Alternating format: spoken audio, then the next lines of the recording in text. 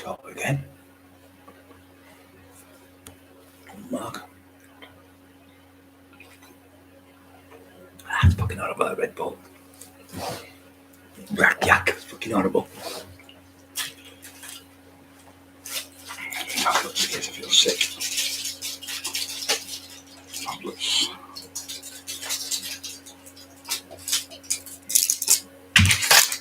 Musculados. Lamaproskin. Barry Swales evening. 2 Barrys on there. Don't forget to push the like buttons. 8 people on, not 1 person. Push the like button yet. Don't forget to push the like buttons. Do the trolls head in. Seen the videos going up about him. Fucking hell, what a mess. I'll let you know. Get a pen so you don't forget and write them down. So there's about 4 videos of him up. What an embarrassment. What an embarrassment. I would never show myself again if I said videos like that. I'd be like, hey, you love you, hope you're okay. Lewis Truscott, hope you're okay, all right. John, Hugo, all right, John, Ram Raider, pleasure. Barry Swills. Don't forget to push the like buttons, guys. 21 on, 6 thumbs up. Yeah, been not very well the last few days. Fucking did deadlifts for the 230 kg dumbbells. And the first week I got 2 reps, and then I'll go for 4 the next week, then 6. Then being greedy, I went for 10. Then the other night I went for 12. I got 12. I'll go another. I went for another one. Got it. And then the other day, 3 days ago, I did it. I went for fucking 30 reps. I got 27. And I went down and come back up to 28. I went, yeah, fucking about me back. So I've been like stiff as a board with the you go like a brick, you know, bottom of your spinal erectus. So I've been can hardly get out of bed for the last 2 days. So that's why I've been a bit quiet. Yeah, so the videos are going up. If you get a pen in, please won't forget this. So video one called on YouTube. It's called Jamie Doyle. I smoke crack and weed. That's one video. Look, you should see this. It's unbelievable. Calling people spackers, retards, monks. You fucking cripple. I'll fight you. One hand behind me back. The same shit memo all the time. The same shit all the time. He's on there offering me out of the house in a wheelchair. All the same shite, screaming, shouting, saying I've smashed his windows and all this fucking crap and all this. What he's going to do to me. He's going to do this to me and do that to me. If you put it in, Jamie Doyle, I smoke crack and weed. That's one. And the second one is an evening with Brian Cockerill at Bishop Auckland. And on there you'll see him off his tits again. But he's on there going, talking to people. And he's like, Brian Cockerill, will tell you everything. He's going to tell you every single thing because Brian doesn't lie. Well, you keep saying I'm Brian the liar all the time now. This was 2.5, 3 years ago. This is when I finished you. This is the night I finished you. So you're on there and people come up, we want to beat you up. So he's on there. So Brian Cockerill talks in Snooker Centre, Bishop Auckland Snooker Centre, on an evening with Brian Cockerill in Bishop Auckland. And he's talking on the mic and he's going, I'm going to give the mic to Brian. They're going, give him the fucking mic, give him the mic, and screaming at him on stage. And at the very end of it, it's a video with him. Remember, he's calling me because I've got like 2 teeth missing. All the fights about I lost 2 teeth. Right? But all the art is there. All it is a bridge I've got put across. So I just need the bridge put in. I've got broken in with the dentist. So, all my other teeth are perfect. Yeah.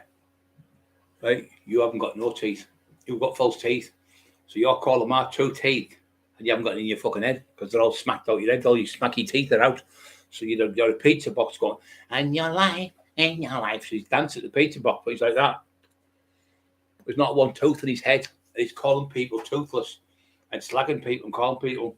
So what goes around comes around. It's coming around. Karma's coming biting you on your ass. So these videos aren't made up from me. These are videos made up from you. Your own videos are coming back to bite you on the ass because you put them up to laugh and joke at me. So now they're coming back. I smoke crack and weed. That's one title on YouTube. The other one's Brian Cockerill, an evening with in the snooker hall where he's talking on the mic. The people are going, give him the mic, screaming that. You can see he's annoyed. Everyone in the fucking place. John Usher. Hope you're okay, John.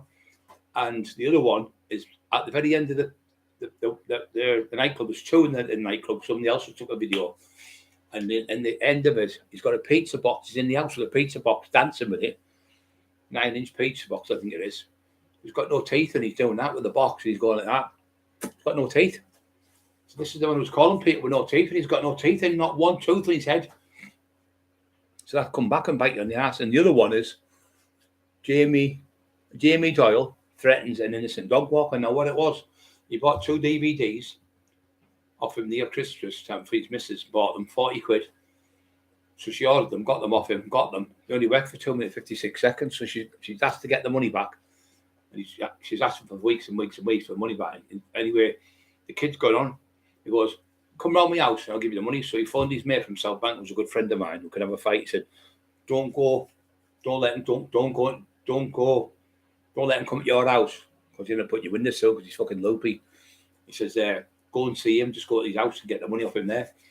So what if he starts? He said, well, if he starts, it's around his own house, isn't it? So it's at your house. So he's at his own house, so he can just walk off, because he had a big bulldog with him. So he took the bulldog, obviously with fear, shit himself, the lad. He only 8.5 stone, about 5'2", 5'3". That big fucking kid. He's going, I'll fight you when I'm behind my back. Put him up. All that shit about one hand, like he does. But in there, he just makes a fool of it. So he's offering a lad out in the street because he owes him 40 quid. He can't pay him because he's spent it on drugs. And that's another video. So there's 4 there. I think there's another 5 or 6 coming up in the next few days. They're all from War Cry Publishing, War Cry Press. That's the name of his company, his fake company. So he's made all these videos about people, but he's forgot to take the ones off. And people now are using them against him. His own. It's like, if I made one up tomorrow and it was me talking, saying, oh, he's done this and done that and done this, you could think, well, Brian could be making that up. But it's coming from his own voice, his own video, his own War Cry Press, War Cry Publisher. It's coming from him talking. And he's down London. Called me a spacker retard, Brian the fucking monk, Brian the retard, the cripple. I'll fight you anywhere. I'll fight you at the gym at 11 a.m. But you never turned up at the gym. You went on the run. You hid out of the way for weeks and weeks.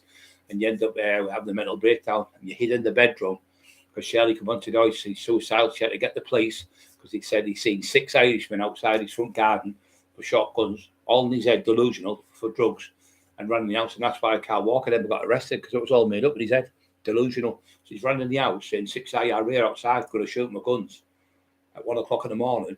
And then they've gone. He said they've come back at 2 o'clock. Then they've gone, they've come back at 3 o'clock. And they've gone and come back at 4 o'clock. But he hasn't got one bit of footage. He's got cameras all over his house. And everyone who comes to his house records them as soon as they come to the house. So and he was getting phone calls, he said, at 1 o'clock and 2 and 3 and 4 and 5. So why didn't you record them on the phone like you do all the time? Because you made them up. You just made them up to get a move. So you couldn't live there because you shit yourself because you thought the IRA were after you. But it's all in your own head. So you made it all up to get a move from the house because you have money to drug dealers. Everyone else is after you. People keep going around your house offering you out. So you shit yourself. You and your missus concoction will bring Brian Cockerill and Emma Cockerill, but you didn't realise that we were really bad. And that night, my sister was on the phone all the way through, on the phone talking to Emma, because I wasn't well at all that night.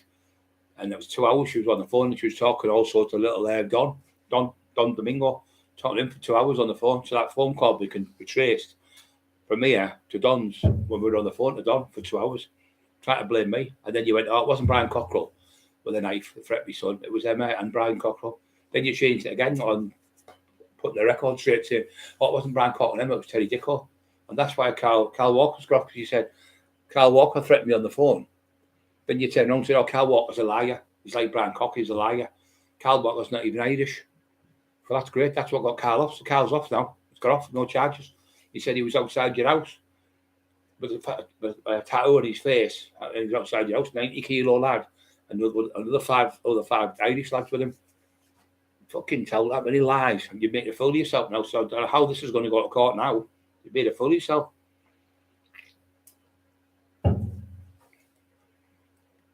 Yeah, I'm okay. I've just got really bad back. Really down. Like, I tell you what, the pup. Okay, now. He's put about £2 on him for 2 days. 2 days. He's grown like a fucking baby dinosaur. He's eating 4 times a day. He never stops eating. Yeah, well, yeah, fucking shite. Freedom, don't even fucking go there, mate. Because I'm going to go to Old Trafford and boot him right up. He's slapped right across his baldy fucking head.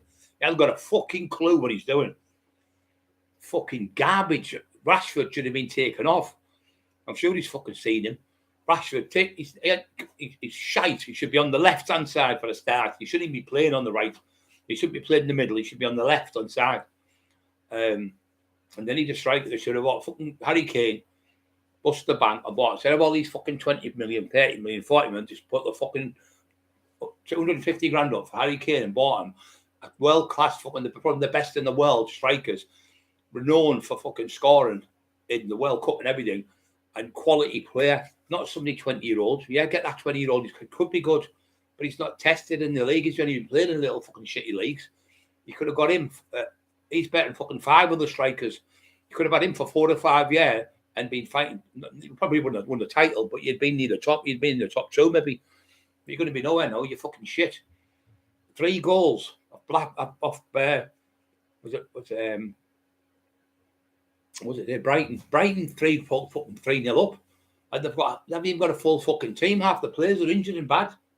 Everyone thought it was going to be a Man United would be going to win 4 or 5-0. It was shit. And why you got rid of David De Gea is fucking beyond me, because he's a miles better goalie than the one you've got now.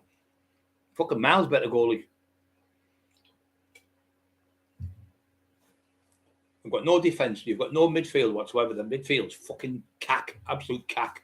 That's the engine, the midfield. Can't go through that midfield. Just ploughing through it.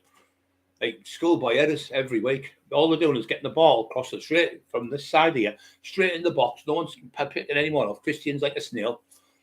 Christian, Danish lad, Danish he is. Like a snail. And you haven't bought any players. They've only bought a few players. Shit. No excuse sort of day with them for that team.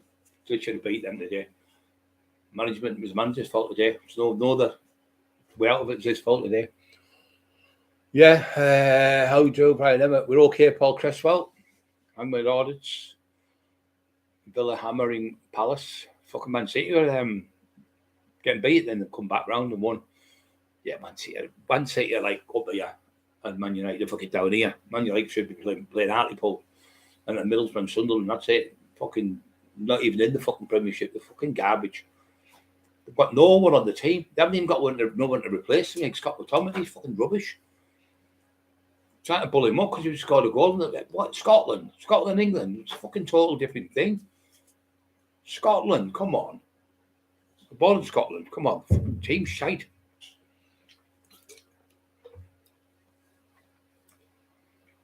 Man City.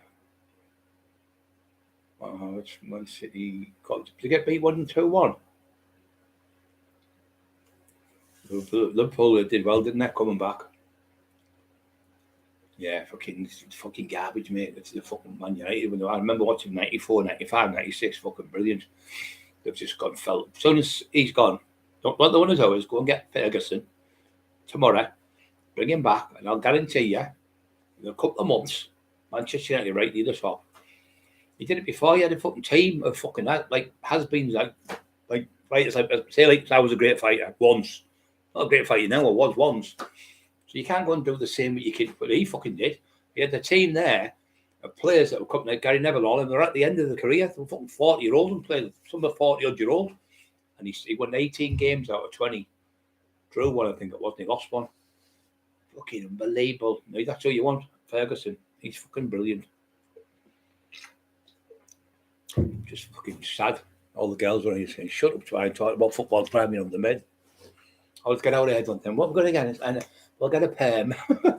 we'll get a such and such. Paul Matty. Yeah. How's the leg? Right. How's your leg? It's not mainly my leg, it's my hip, mate. On my hip side and right side, my hip really fucking. Well, it is the leg and the hip. It just swells up, it just blows up like a fucking balloon. My other friend, army hero friend of mine, he doesn't live far from here. He's got the exact same injury in the war when he got blew up in Afghanistan. Key commander who put my windows in, not smashed them, but fixed them for me. Come straight out for this. What a lovely lad he is, him. And he's got the same doctor who's done the same mistakes on him, who's done the same mistakes on Glenn Bartlett, who's the top security lad now in Teesside. He has like Geordie Shaw, all them he does, and all them lot, and the Essex ones. And he also does the Middlesbrough football team. He's there. He's the security for all that. He has hundreds of them and working for him. Lives in Yarm, done really well for himself, but he's a lovely young lad. Impeccable man. Is really good at the jiu-jitsu and stuff and boxing. Really good. He's made a gym, his own gym in his place, so he wants a picture of me stood. And they've got like artists, they're going to put a picture of me on the wall, like stood, because they've got a few people, got Eddie Elwood up, a few like Tyson, I think, a few other people they've got. So he said, I want one of you, Brian, when you're up, especially your legs, they're fucking huge. He said, want one of you with your legs. So yeah, it'll be good. Yeah, they are embarrassing, they're a fucking joke. You know, like years ago, you don't mind somebody. Can I tell you what this is what really pisses me off about it more than anything. I won't keep going, but this is the last thing. Right? You're in a football team, right? You know yourself. You know you've got the summer off, whatever. You've got so many months off, and you come back. So you think, right, I'm getting back in the gym. You start training. You know, there's an excuse. There's an excuse if somebody's got an injury, no problem. There's an excuse if somebody's passed away, their family member, and the grieving. That, you know, it's an excuse if something's happened really bad. You know, after they've fucking caught up somewhere in another country, fucking it's a coup or something. But that's not an excuse. When you're a professional team with a professional manager and a professional coaching staff that fucking train you, there's no excuse whatsoever for being unfit. The Manchester United players are about 4, 5, 6 weeks behind every fucker else. You see them running, they get took off for 30 minutes. 30 fucking minutes. 30 minutes. They're on 300 grand a week, 350 grand a week, and they can only run 30 minutes because they're tired. Oh, it's ridiculous. They shouldn't even get paid. To be a clause where if you're not fit, right, you don't get paid because there's no excuse of not being fit. I'm not on about one player or two. The whole fucking team, there's none of them are fit. So what's their excuse? That's the manager's fault. It's his due diligence to make sure you've got a taxi or whatever. You make sure your tax is on, your test, you've got whatever. You've got a snooker hall, you make sure everything's perfect. You've got whatever you've got, like a stadium, make sure the grass is cut right and everything. But it's your duty as a manager to make sure them players are fit. So then you go into the coaching staff and say to the coaching staff, right, I want these fit. But they're not fit enough to go on the field. They're coming off after 30 minutes. Top world-class players on 350, 400 grand a fucking week. Fucking disgusting. I'm get annoyed, I really do.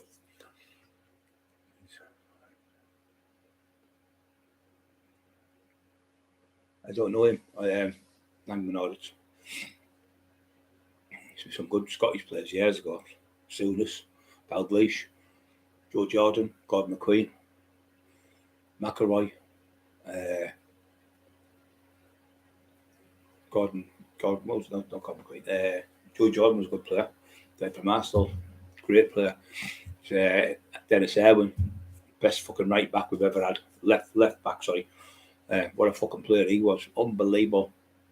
For 15 years he played for the team. Super fit. Unbelievable run forever. That's what you want. Somebody, as long as they run the heart out for you and try and kind of ball and try to break down the team, come off the field knackered and they've run for everything. Brilliant. You played shit, but you put your heart and soul into it. That's all you want. That's all you want from your team. You want them to put the heart and soul into it. Oh, Rashford's like, I'm not running for that. He's on fucking 350, 400 grand a week. 400 grand a week, I think he's on. That's fucking what, £2 million every month, every 5 weeks. Fucking ridiculous, man. He won't even run for the ball. He's like, they say, do you know, you get a school teacher, and he's like that, but then he's my boy. You can't have favourites, and that's why Anthony and all them are all arguing because he keeps putting them on. When they have a bad game, he takes them off. But Rashford can have 5 games in a row, 10 games in a row. He still keeps putting them on. He should have been took off today. He was garbage. I don't understand why the manager's doing it. That it causes a rift between people. Yeah, well, I played better than him, and how come I got took off? It's not right. Played Monolith, you okay, brother? Yeah, so the videos are with him. There's one, Brian Cockerill and Nightwith in Bishop Auckland Snooker Hall. Keep watching it. And at the end, it's True Media that's under True Media's video, and he's got him singing with a pizza box like that, with no teeth in. He's calling people with no teeth.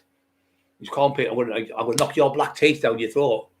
So this is somebody said, why are you calling people with no thingy teeth, Brian? That's because he's calling the lad on the video, Jamie Doyle, threatens innocent dog walker because he wanted his £40 back off what his wife paid for Christmas for him for 2 videos, which is right, isn't it? Somebody, if I went and bought my wife something, or you guys bought one of your children something, and you hadn't paid, and it was something like, say it was a little dog or something in there, it was the last one in the sale or something, or a little toy you bought or something, and you couldn't get your money back, and it wouldn't be the money you think, well, I bought the toy, I want the toy, yeah, I'll give you the toy, want the toy back. They said, oh, I'll give you the money, but when he went for the money, he wouldn't give the money either. He offered him out for a fight. So instead of reimbursing him, he thought he was going to get his 40 quid. He went and offered him out for a fight. I'm going to bring Paul Bennett to beat you up. Paul didn't know nothing about it. But Paul Bennett did say to him, stop using my name, especially against Brian Denver. They're doing nothing wrong. They're good people. They're helping people. They're going around helping people. They're going to schools helping people. He said, oh, you went into schools? Well, that's funny. I put the papers up the other day. And then was put 3 or 4 other bits up where you can go onto YouTube and you can see me in the schools. But I'm lying. I'm a liar. Brian's a liar. Big Brian lies with that stupid page he's got caught. I don't watch nothing of it. But he has one called Ebenezer Greensplat. You can tell it to him because it's a horrible, ugly face on it. Probably look in the mirror yourself and take the picture. And there's that other stupid one, which is Shelley Crabtree. She does it on the Ebenezer Greensplat, and she's got bell enders, because I called him a bell ender about 4 times. Shouldn't be a bell ender. So he's called the page bell enders now.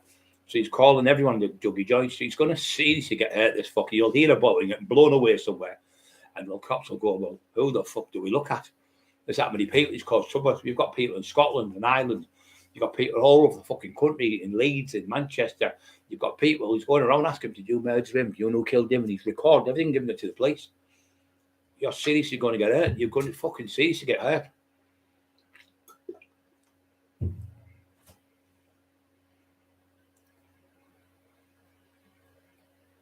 And I tell you what else is really bad, and all that fucking VAR. I'm not making excuses. The whole ball has to go over the line. Now, in the World Cup, they had it. So how can you have it in the World Cup and not in the Premiership? It's fucking crazy. So the whole ball, so you can see on the top of it, you've got to look like, say you're in this angle here. From this angle, it could look like over the line. And it's not the referee's fault. It's up to him. But really, what they're supposed to do is, if it looks over and it looks like it's in, you give the goal to the player. Because if you're wrong, you give it to the player because he's gone forward to score the goal. Now, they've got a special one where it can zoom right in, takes the picture all around all the circumferences, because the whole ball's got to go over the line. But if you look at from the right to the left, it can be a different angle. But you look from this way, it can be a different angle again. So this one looks at every angle. It zooms in, boom, boom, boom, boom, and the technology. Thought, well, if they've got it in the World Cup, and they've also got it in the NFL, the NFL's got it. Why not use it? Use the technology. So what you do with anything in this world, if you've got something better, say you've got better brakes for a car, you put the best brakes on. Or if you've got a better building material for the house, you build it with a better building material. You wouldn't think, oh, we'll just put this one on. We'll just put this. No, you put the best of your ability. And that's what you should be doing. You should be using a VAR, and you should be stopping the game. Just let's have a look properly. Only takes a couple of minutes to look at it properly, and then you've done. There's nobody whinging then, because when your referee's guessing, because they're like, fucking, I don't know if it's off or on. I don't know if it's offside or onside here. I can't tell. I'll just guess. But people could lose the title for that, or people could win a title because of it. It's not fair. You should do your fucking due diligence, do your jobs properly. That's another thing. Yeah, that VAR, it's great if you use it to the best technology you've got. You can't just have half of it. It's like watching half the screen on the telly. Well, this side's all right. Shit on there, that's all fizzy. You can't see it. You wouldn't pay for it, would you? So you want the best technology on there so the people can say, both sides can all look at it and go, oh, yeah, they're right. But the Man U fans, the Man City fans are all going, it's a goal, no, it's not a goal, it is a goal. Oh, he's right, look, you can see the ball's over the line. And then there's no arguing. Red thing, beep, beep, beep, upside, the other one comes on, blue one comes on, it's a goal. But you're supposed to see it from every angle. You've got the technology to do that. So why fucking have all this arguing, screaming, shouting on people whinging all the time every week? Referees get up Monday morning going, that was a goal, that. But still no good Monday morning because the game's over. Well, if you're going to do that, that's a good idea. Leave it till the Monday then, and you've got all over the weekend to look at it. Both sides get it. They've got their technology. The same Man U have got their technology to look at it. And Man City, say, just for instance, it's Chelsea and Arsenal even. So they've got all over the weekend to look. Look in the corner there, you can see, and then Neil come from there. Neil, look. The Chelsea people and the West Ham, whatever, they go, yeah, there's a goal. Yeah, you're right. It's fucking definitely a goal. You can tell by you look at something in a second, you can misconstrue. You can look out a window and see a car go past there. It might have been a lorry. You know, the flashed everything, but you pictured in your head a lorry, got a car going by. So you've got a picture of the lorry in your head or the car in your head. So when I see the car there, and you say, no, it wasn't. It was a lorry. So you're arguing. So you get the camera and go, oh yeah, it was a car. You're right. Sorry. Just your fucking head in. People, those three brothers, didn't matter if they fucking have. Didn't matter if they scored, but I'm saying some games of the week, there's a few teams where they lost when they should have won, which is not right. For the sake of technology, they've already got it. I don't understand why make the technology and not use it. Crazy. So fucking crazy. Like going for an MRI, isn't it? Could do an MRI, we'll be able to check out everything, see right away through his body, and let's give me an X-ray. That's not, I know what we'll do. Just feel a few bones. No, you're all right, Brian. Is that it? Is that it? Is that it? He's all right. Go on, you can go home now. You wouldn't do that in hospital, right? A couple of jokes. Got to tell you, this one's funny. Right, blokes in the zoo. All the monkeys in a fucking zoo with these monkeys, loads of monkeys, about 12 of them. So he's anyway, the young lads cleaning up and all that. He says, don't forget, lock that fucking gate. We're going now, it's 5 o'clock. He said, okay. So he's gone out, he's gone back to get, I forgot my coat. He's got to get his coat, come out, put the gate thing on, and the bolts come off. So the 12 monkeys have escaped. So anyway, the monkeys are going right down the A19, running down the. I don't know why they were down the A19, like, but they were going down the A19. Anyway, the taxi driver's going by. Bit simple taxi driver, 12-seater bus, minibus, 12-seater one. They get on the fucking bus. Why are you going to Hartlepool?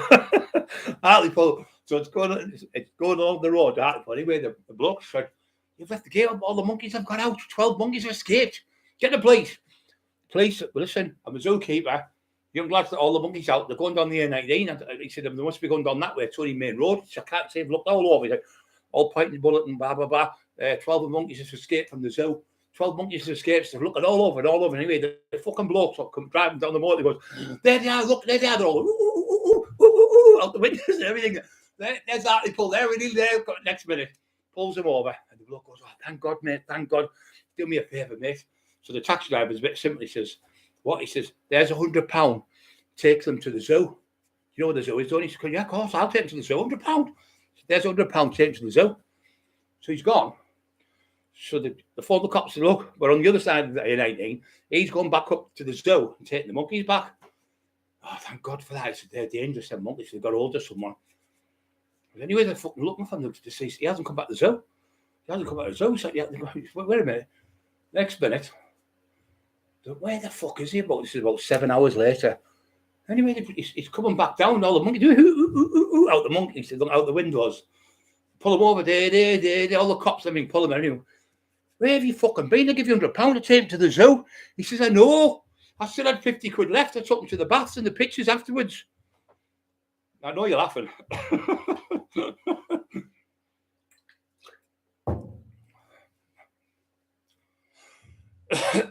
Did you get that one? I took him to the pictures in the baths. I had 50 quid left.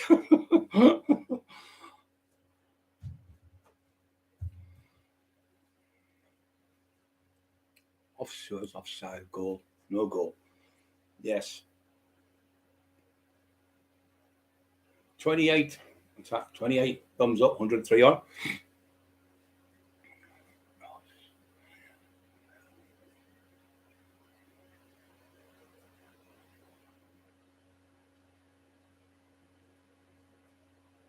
Thank you very much, Elliot J. So much respect in you for you're better than these YouTube beefs. You've got a great following and your advice is second to none. You're better than all these clowns. Thank you very much. Trevor Turner. It doesn't work. I miss that, Trevor. Yeah, they need to, if you've got the technology, use it. That's what I say. Why make it? Why make something if you're not going to use it? It's stupid. There's no arguing then. You get two referees again, go. They get two managers over, please. Man City manager, Man United manager. The referee's there. There's another referee, the main referee. Play the thing, slow down, slow motion. Oh yeah, look. Yeah, the ball's still on the line, it hasn't gone over. But you agree? Yeah, I agree. Do you agree? Yeah, okay, then you'll say, yeah, no problem, go. Then the lad comes out, say the Man Young go like that. It's a goal to the Man City people. Then the Man City will come out and go to the Man U people, it's a goal. But like whichever side realises they're wrong, they'll come out and go, it's a goal, yeah, it's a goal. Then it keeps everyone calm in the place. Because they'll be, oh, he's fucking saying, if the manager's saying it's a goal, of the team who think it isn't a goal, and it is, and he comes out and puts his thumb up, then they're going to think it's a goal, and then when they look at it slowly, you can even just slow it down to the fucking people. They're supposed to see the angles from all different angles, not from just one angle. It's like watching something in it when you and you look at it, and then you go and watch it again like a film. You watch it, somebody will say something, talk, then you'll miss it. And I've never seen that, but that's how somebody was talking to you when you're watching it.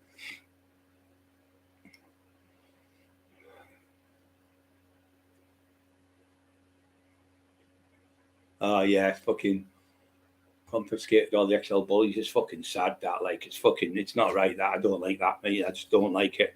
I've had bullies. I've never had the XL ones, but a dog is only how you treat it. A child's the same. Don't get me wrong, you do get fucking lunatic kids. You get lunatic fucking dogs, but we're talking about fucking thousands of dogs here. We're not talking about one.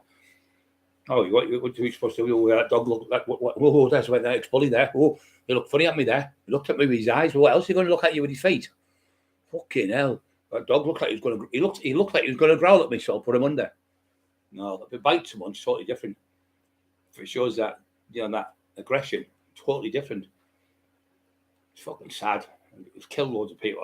It'd be like me with my dogs. I'd rather fucking fight to the death. I'd rather go on the run and hide the dogs. I would. I'd fuck off to a caravan park, middle of nowhere. I'd paint the dog black or something. I think I said to escape from the zoo. Hartlepool, that's the it's a monkey, it's not a dog. Yeah, it's bad, isn't it?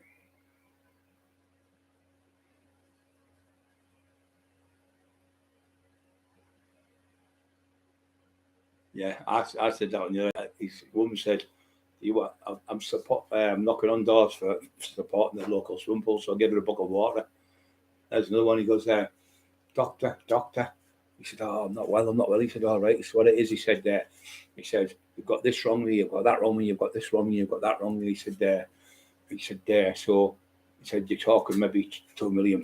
He said, you've only got 2 years to live. He went, I can't pay £2 million in 2 years. I'm going to pay £2 million, so you calm down, so I'll give you 3 years to live then. The man goes, doctor. He says, come in. He said, what? He said, doctor, I don't feel well. He said, do me a favour, open them curtains, because they're up high in the building. He's got up the stairs. So look out that window over there. See that man there with the glasses on, of the road? Open the curtains. Look out the window at him and stick out your tongue. Go, eh. He said, why will that help me? He said, no, I just don't like the man over the road. To Brian, why is your dog wearing black shoes? Because his brown ones are in the cobblers. These are all the old jokes from Tommy Cooper and them in the class. The other ones are in the cobblers. I think I've just knocked your dog over, love. She said, what does it look like? I went like that. On the road. Boom, boom. That was Basil Brush.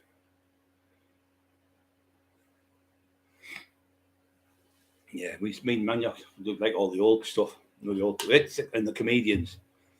The comedians used to be on the brilliant Chubby Brown and all them. And Ben and Man was funny. Everything you say now is racist, isn't it? Fucking, he can't say nothing. And it's not the people who are black lads who are racist. It's fucking white collar people about 40-odd-year-old have never fucking even been in an area where there are no black lads and where you go out drinking with them and laugh with them. They don't even know that. Oh, that's racist. Golly gosh, that's racist. Fucking hell. Everything's racist. It's fucking gone balmy. Absolutely balmy it is. You can't say nothing. You dance politic. What's it called? Correct. What's it called? You have to be. I forgot the word now. Fucking hell. You got the right time, she said. I said, yes, thanks. She said, well. I said, yeah, it's a big hole in the ground and there's water in it. She said, what was it? She said, what was it? I forgot the joke now. I can think of that other one.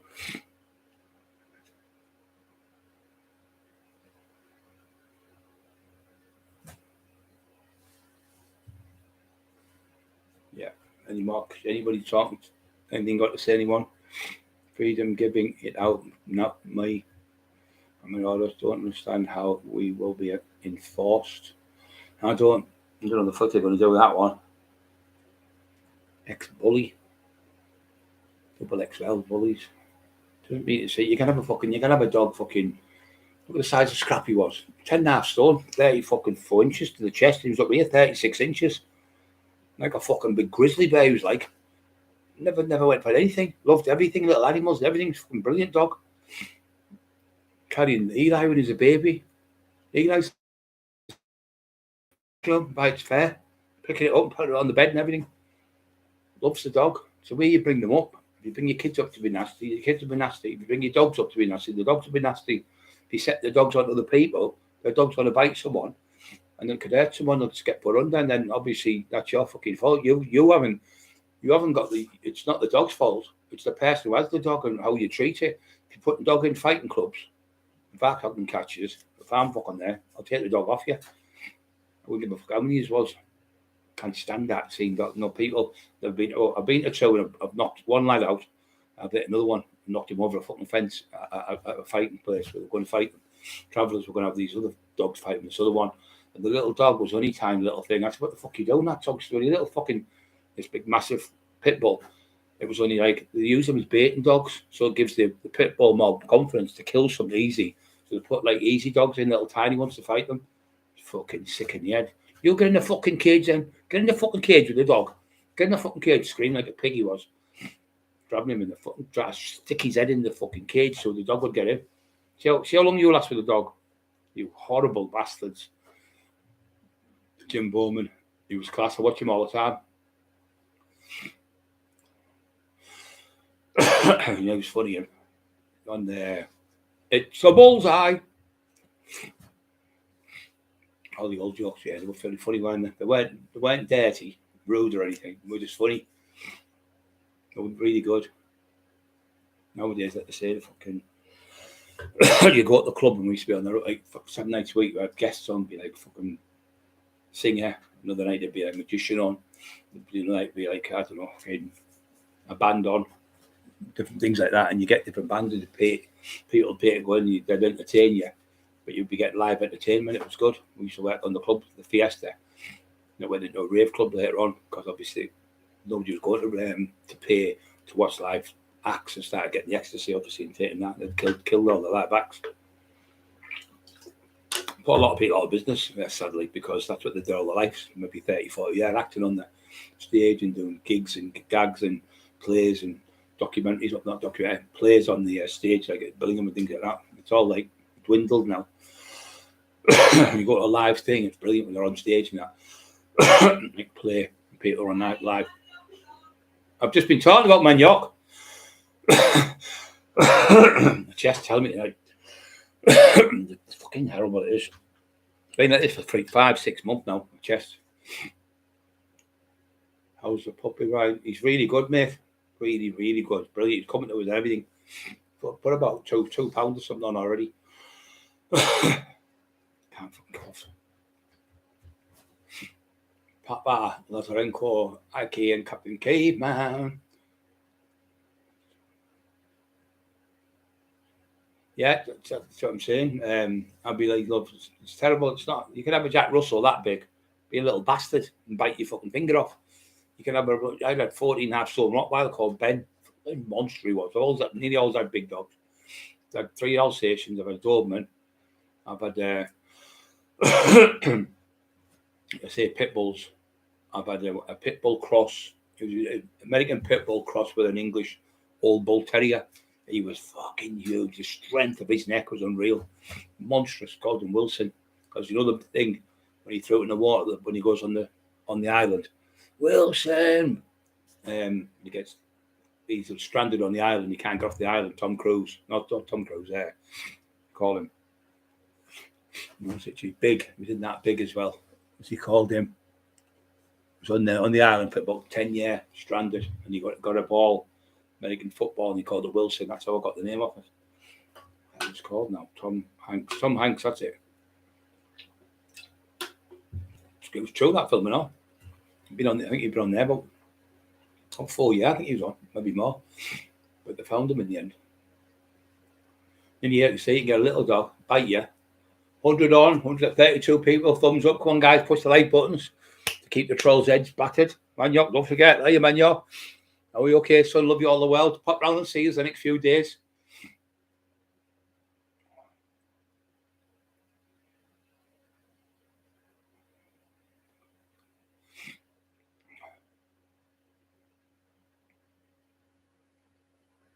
St James was South. It's good St James. He died on the in Sunderland on stage. He was on stage and he collapsed on the settee.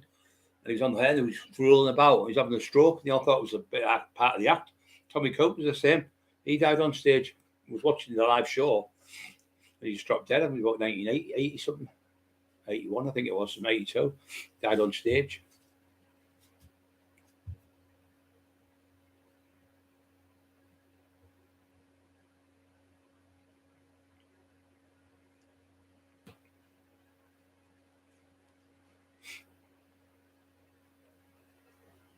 That's all right, mate. Don't worry about Elliot. There's no problem, mate.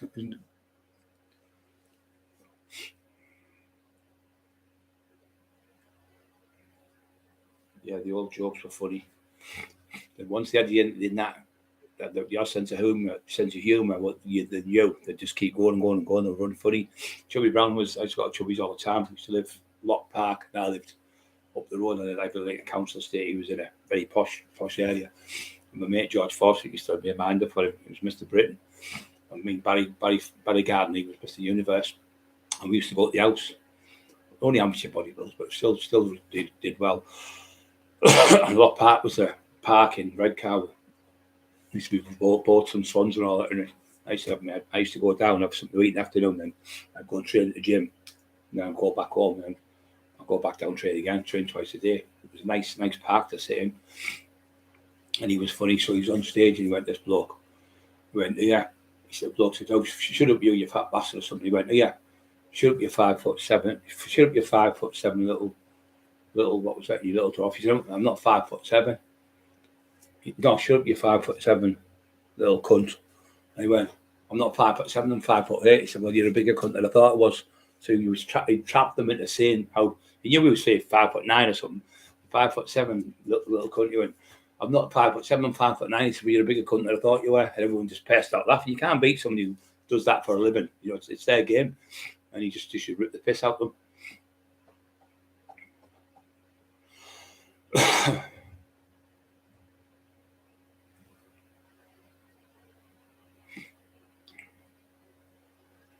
Freedom, bro. But they PayPal's above. I don't know fucking know about PayPal. Pay what, pal? I haven't got any pals. It's all right. Don't worry about it. I'll be around your house in the morning, don't we? 9 o'clock. God, if you can't have a laugh, what's the point of living? Yeah, so everything's not the same. We used to go to football years ago and used to have pucker pies and that. Have a pie with my dad. We'd watch Middlesbrough. I always followed Man U because my Uncle Frank played for Man U. And we used to go out there. I think he got about 10 brothers and sisters, like 5 sisters, 5 brothers. My mum had 5 brothers and sisters as well. Fucking mad, the family. But they were really into football. Only my uncles played for Man United. But my other uncles and aunties that used to go to the match just on there some road. And we used to go around, make sandwiches for you, and come back from tea. You have your sandwiches and all that, and a cup of coffee or whatever. It used to be good. You like the day out, go to the match. Yeah, it was good. The old days. It's like a great day out. And then everyone on a Sunday would have the Sunday dinner. And my mate Dorsey would come around, the other mate, and Bugsy and Paul, 3 of my friends. And then there'd be his family, and 7 of us. So it's about 9, 10, 12, 13 people in the house. We'd all have our dinner. We'd all have it in the living room. And at the kitchen table now, we'd all talk to each other. Then we'd put the big film would come on, like John Wayne, whatever, the Rio Grande or something, like a cowboy film. And everyone would sit right round the tables on the floor and that. No drinking alcohol or anything, just sitting watching, cup of tea and watching the film, and just everyone loving the cowboy film, because it was like there was only 3 stations. BBC 2 was shite, and there was only BBC 1 and ITV. So that's all you got, 2 stations, but we still loved it. We'd come home on a Friday, and on a Friday you used to get on BBC 2 Werewolf versus Dracula. You used to shit yourself. You're only about 11, 12, and you watch it, and you'd have like episode 11 o'clock till say 1:30 or 1 o'clock or something. 1:30, say, to 1.5 hour movie. Then it'd be Frankenstein fights the werewolf. You fucking shit yourself to go to bed like that, looking under your bed for werewolves and everything. You're only 12-year-old. But it was great. When you get up the next day, Saturday, be out all day playing football and going on your bike rides and going down the town and having a laugh about. But now the kids just sit in the fucking house on the computer talking shit. But murders and fucking watching things that you shouldn't be watching, sending disgusting images of each other. And you done that when you were kids, your mum would fucking kill you. You weren't even allowed to look at a page 3 girl or something nowadays. You get, what are you looking at that for? You get a slap. Catholics, see, you get a good fucking hiding. My sister couldn't wear a short skirt in the art. You'd have to wear trousers. The fucking kids walk around them shops now. It's disgusting. Fucking, and get covered up. I wouldn't have had kids like that. I wouldn't have go fucking mental. Fucking kids are going out like they're going down the fucking town for a night out. Fucking, or going on one of them fucking strip clubs, dancing on a fucking pole stick or something. They're about 12-year-old kids. Shouldn't be allowed. Should be a law brought in. What? One of Chris Spencer's just said that something on the channel, Chris Curry, and he's been took off by someone. I don't know. But Chris Curry's just said, I see you on there, he's on the phone now, to say hi. You alright, Chris? Say to the computer. Yeah. Hi, Chris. You might have swore if anybody swears or that's the only thing they'll take you off, that's all it might be. I think he's a bit rude, him, that Frank, he's Scottish. I think he Boyle. I think some of his jokes are a bit too much for me. Well, very, for people who make handicap people, I don't like things like that. Frankie Boyle, yeah, he's fit. For me, he's a bit too much over the top. Yeah, I don't like that type of stuff, mate. It's like being racist, and that's been really racist. See a black lad coming on stage, it's funny. Like, you know, a fucking black lad coming on stage. There was a black lad coming on, he was talking about other black lads, and he was telling the joke, but it's funny. But he was telling it, but with a white lad doing it, it's racist to me.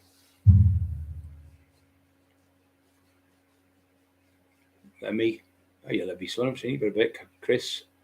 Oi. Pissy Pants, yeah, that's him. Pissy Pants, fucking Doyle. Calling people names, he pisses himself. He sits in the pub and pisses himself in the chair in the pub. He pisses himself waiting on the bus. He pisses himself on the bus. He pisses himself on the floor on the bus. He pisses the fucking bed in his house. He pisses his son bed.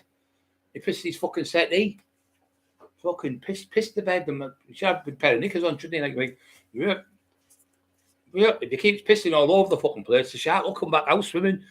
It's a pissy shark. Swimming in the piss. Fucking Paul Sykes had a fucking fight with a shark. 2.5 ton. Knocked it clean out one punch and picked her up and carried it and walked it down the fucking street. 2.5 ton. Our leg pressed £2,000. And my legs were 36 inches and I was 24 stone stunder. And I was trained really, really hard, fucking really hard. And I was leg pressing, which is a lot easier. How the fuck could somebody put their arm on a 2.5 ton shark, probably the width of a fucking car, and pick it up and walk down the street with it? What a load of fucking garbage. He's got the shark in his hand walking down the street, the shark right under there.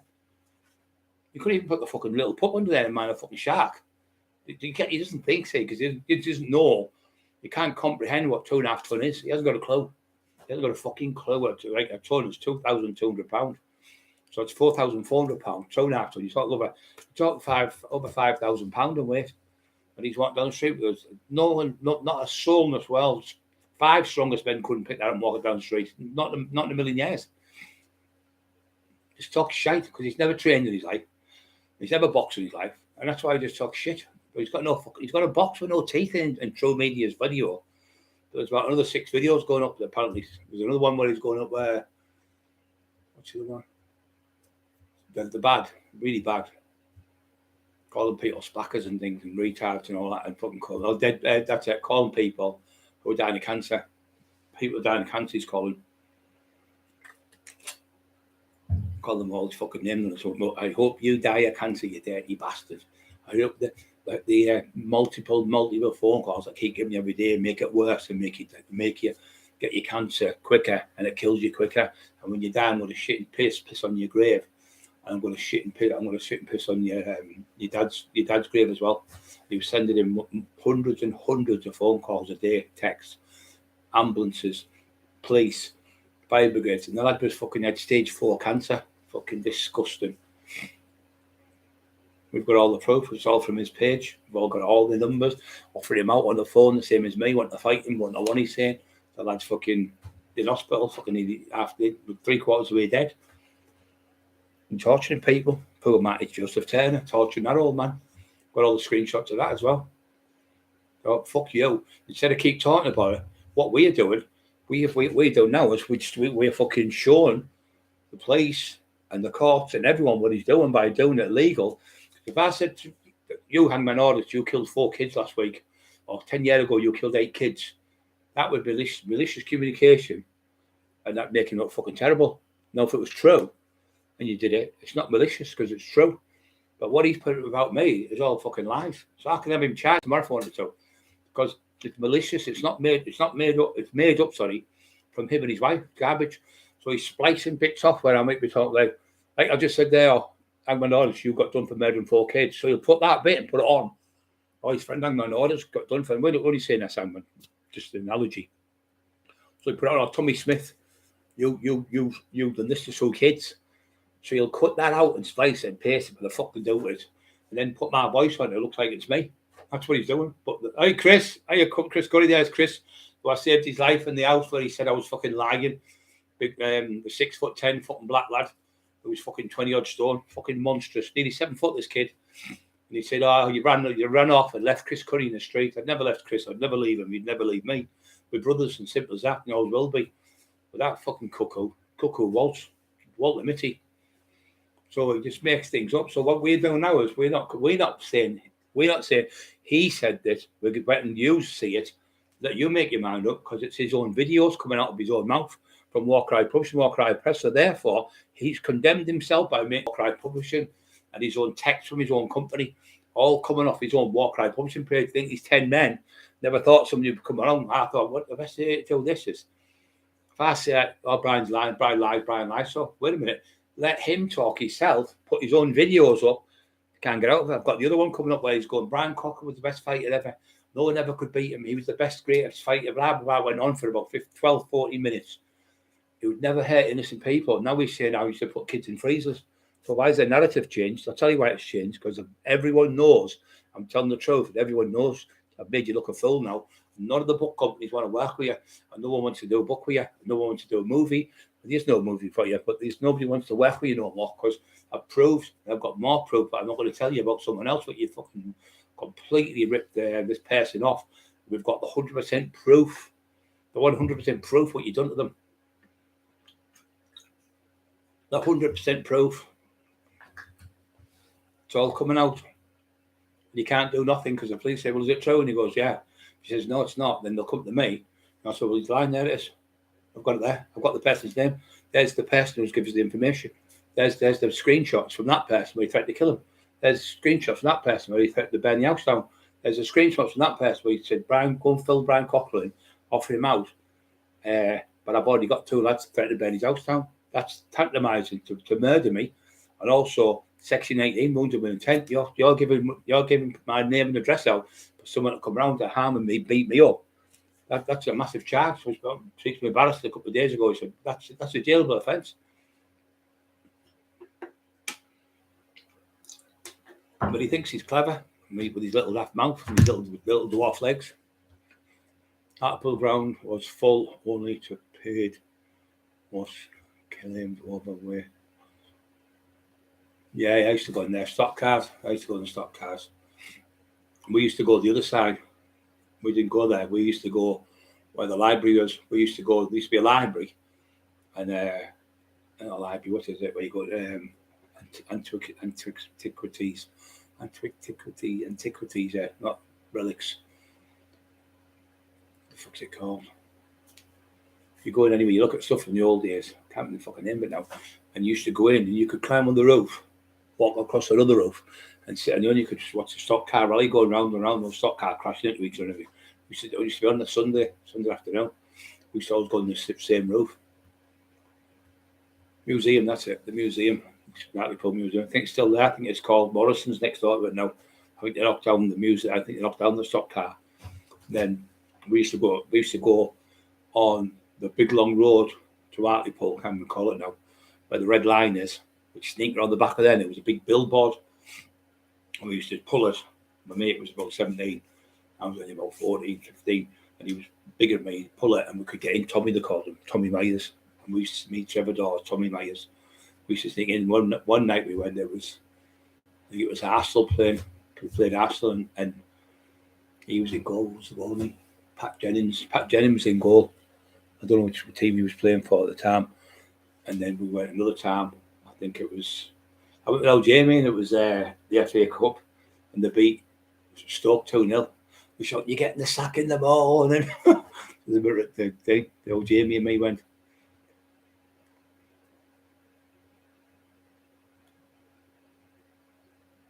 Yeah. Divvy shows his court. He's caught there. He looks like a predator. But if you see the cartlets, they're all. He's got a piece of red stuff and gone right the way around the court. It's one cartlet. What happened, John? He's gone to the day, and because it was a fraudulent company, because Warcry Press and Warcry Publishing weren't a real company, the judge said I can't carry on today, Mr. Cockerill. So we're going to have to adjourn this case. The case against Mr. Jamie Doyle can go because it's not irrelevant paperwork because Warcry Publishing, Warcry Press have just took an internet search, don't exist in company's house. So if they're not in a company's house, they're not a real company. So therefore it's fraud. So they had to, I showed you all that anyway, they had to disband it, let him go, and we had to come back at a further day. So then we left there, but we went at the court, we were on the phone. So he went and got the letter, spliced it together and pretended that he'd won the court case and he walked free. So he recorded it. So the judge had him done for contempt of court for recording the explicit court hearing, even though it was on the phone called BT Meet. You're not allowed to record. So he was done for contempt of court by the judge. He was given 13 penal strikes, which means you have to comply to the order 13 times. The judge was fucking sick of him. But Judge Lillis, Judge Gargan, Judge Cope, Judge Phillips, Judge Swan, seven judges he had. And Judge Lillis said, I've told you now 8 times. 8 penal notices I've given you in 8 different court hearings on the phone. He wouldn't give us them because he didn't have them, because he never fucking gave anyone them. No one got paid. Now, if they were true, he'd have me done now for lying and get me done for malicious communication. Them court letters that I put up and showed you about 4 fucking times. Proof I won my court case. They're all there, the documentation, the name and the dates, the times. Warcry Publishing, Warcry Press, Rob Brent and Jamie Boyle. They had to be changed, amended, it's called. They had to change it from Warcry Publishing, Warcry Press to Rubik's was the new company what they opened up. So it proved that they were dealing in an illegal company for 10 years. That's what he was doing. So then the judge made him change it. And when he changed it, we had to go back, and then he was brought back in the indictment. But I said, it's a waste of time going to trying to get any money off him because I'm going to fucking pot to piss in. So let's just go for Rob Brenton, was the company director and the company owner of the company. So we went for him and we won the court case. We went to court and Brent said, yeah, I'll give Brian the book back. So sure enough, we got the book back for me. So I've got the book back. Terry got 150 books back. Laughter's Madness Mayhem. Got 850. The Laughter's Madness continues. Marty got his book back. I got my book back. I got the audio book back. We got the Duffy book stopped. But the Tina Shaw one stopped. We got the fucking Carol Edwards one stopped. He illegally tried to say he had permission of the Duffy family to do a documentary. So Carol come on, spoke to Stewie Armstrong. He said, thank you, Carol, for giving us the permission for the doc. She went, I never give you any permission. Jamie pretended to be Terry Dicko and threatened me with Terry Dicko. So he read it. He was threatening a woman. She's about 56, I think, at the time. A woman who was ill because her back's bad. Threatening a sick woman. And he went, you are not right in the fucking head. You don't ever fucking contact me again, or smash your fucking face in. I'd stop the documentary. Never even heard of. He said, oh, she's always said, thank you. And all. So he thought, I'll be polite and say thank you to a lady. He said, no one insults ladies in front of me or women. He said, because it's not my game. Don't ever ask for anything off me again. Stewie Armstrong, love you, brother. He's another fighter. A fighter, great lad. And then we got the same with Tina Shaw. Oh, I'll go out drinking with Tina down Essex. I know all the Essex boys. I know all the lads down there. Ben Mo Mahoney would be our best of friends, and this one and that one. Everything. So I phoned Ben. He said, I've never fucking heard of him. And I phoned another kid down there. He'd never heard of him. Then I phoned my mate. I was a barrister. He knows everyone down there. He'd never heard of him. So then got all the Tina Shaw contact and said, look, could I go on your show? I don't trust anyone else. I've been told you're the only one I can trust. You're the only one who'll give me a fair cop with a fair shot. So he explained it to me. She said, he's telling everyone that Roy Shaw knew him. He knew Roy Shaw, and knew people knew him. He spoke to him, and Tina went, "Oh yeah, I'll give permission." The documentation where he had with the team, he's called them he's called the other one me, the tinfoil tapes about so called Viv Graham murder. It's all fucking lies, made up shit. If he had them, he'd had them for 3 years. He said 4 years. Why would you come out with them? Because you can't hold your own piss. Well, you know you can't because you piss the bed, don't you? You can't hold your own piss. You'd have it out in 10 seconds just to get me back because you're like, you've got Tourette's, you're like a fucking lunatic. So Tina said, I have never heard of you, Mr. Jamie Doyle. I've never heard of your company. You've never spoken to my father. My father was a legend. See that book? It's fucking toilet paper, she said. That's only good for toilet paper. My dad was a legend. Have you seen the state of that? It's supposed to be my dad. Went that and throat, she said, fucking toilet paper. You've never spoken. If you spoke to me on the phone me now live. Couldn't do, could you, Jamie? Because you never fucking met the woman, never even seen her. I said, what does the house look like? They never clue. What is she like? They never clue. He fucking didn't even know the lady. It's all lies, it's just a lying cunt. And pretending he's doing Brian Clough's book.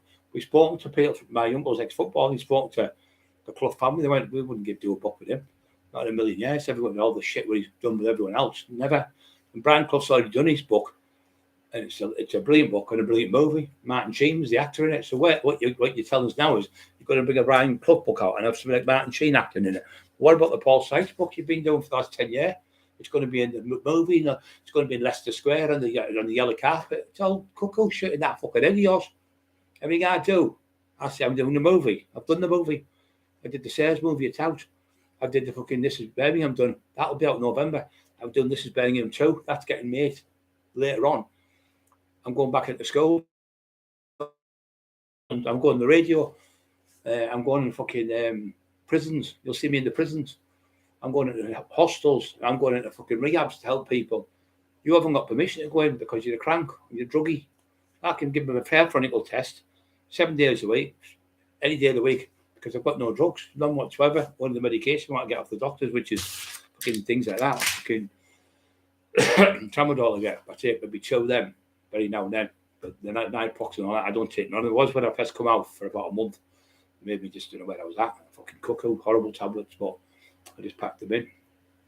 Elite G, John, thanks for putting thumbs up. Hit the like buttons. Ram Raiders telling you, I love you, Ram Raid. You're a great lad. And racing lady, is she about? She's a lovely lady. That. She's a lovely, lovely lady. She is. Very good friends of Emma's. Really lovely, lovely human being. Got a lovely heart when you talk. You can tell she's just a nice person. Ram Raiders the same. He's a great lad. I've got people around me, family. I class them as family. You know. Most of you on here are family. If anyone needs help, I'm there for anyone. But that fucker's saying, you just help none of these people. It's just all about him. It's not about me at all. It's about helping us now. They're laughing on me. It's you. You just bang that car race, and that was it. Yeah, bang a car race. And we used to go around the. We used to sit on the roof and watch it. My dad, we had one. My dad had an old. What's it called? My dad had loads of cars. He had this. We lived in Greythorpe, and he had like we were the first house on the right when you come in, and he had a phone box there in the village. So he used to have that, and he used to have the garage. You could get like 5 or 6 cars, and he used to sell cars from there. And someone couldn't grass him up, so he was selling cars. So they'd come round and took the cars off him. Fucking bastards. He used to sell all cars and that, no fucking. What was it called? Austin, Cambridge. A lot of people won't know what that is, but they were like fucking tanks. So he went in this stop car rally, it was called, where they'll smash cars up. These cars only when it come out, I think he won 50 quid or something. It was not hardly a mark on the car. It was fucking all the other ones that smashed to pieces. We said all the Black Mariahs and that. The Mini, you used to get a Mini, right? Like a little box Mini. And you used to put seats in the back. No seats, you put like a piece of wood. Or you'd stick a couple of crates in. You get about 10 people in a Mini. I'm not joking, a little Mini. All the kids would be in, except like 7 of us, all family. Jerry had 8. Uncle Tam, 9, 10. About 10, 11 of us in a little fucking Mini all the way to Redcar for the day. From Hartlepool. Fucking unbelievable.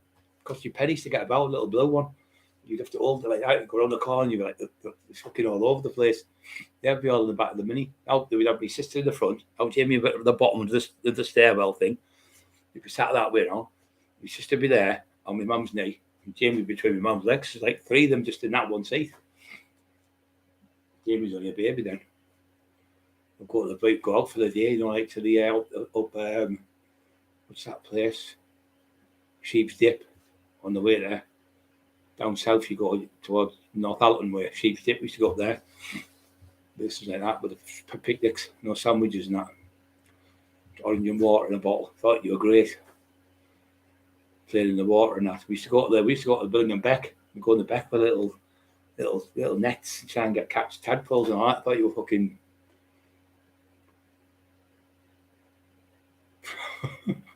Yeah, incontinental. Incontinental. You fucking once sending incontinence pants, you were. Hey, pissy fucking pants. Fucking pissy pants. What an fucking embarrassment. 51 thumbs up, 104 watching. This is what he done. He got on the bus to go to London to see Dominic Negus, it was. So I don't think he's a bad lad, Dominic. Doesn't realise what this cunt is. He's going to go. He's fell asleep on the bus and pissed the fucking bus. Got to Dominic's house and threw up all over, fucking smacked out his head, smack all over the place. Went to fucking Delroy Showers, done the same there, threw up all over his. Went to Paddy Maloney's, fell asleep. Paddy Maloney's house, like fucking he does in the snooker hall, fell asleep in the fucking crowd. So he's in Paddy's house, fell asleep, smacked out his head again. Complete fucking junky Doyle. Oh, he's never off the shit. He's on mum, dad, brother, sister, uncle, nephews, cousins, aunties, uncles. None of them will let him in the house because he says, you'll say, Margaret said this and Judith said that. And she said, and all the family are arguing. He's like that, laughing. He's definitely touched in the head, really. And she can't get anyone else because she's fucking like, remember fucking Hattie Yakes, carry on camping, carry on eating. She's like there, she's about the size of her. She never stops eating. I've never seen anyone eat so fucking much in my fucking life. Yeah, Elliot G, gosh, you can get some advice.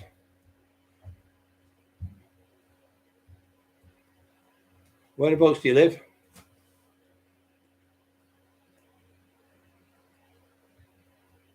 If you can tell me where you live, if you're close to me, you can pop to mine. I've got a bag in the garage and everything.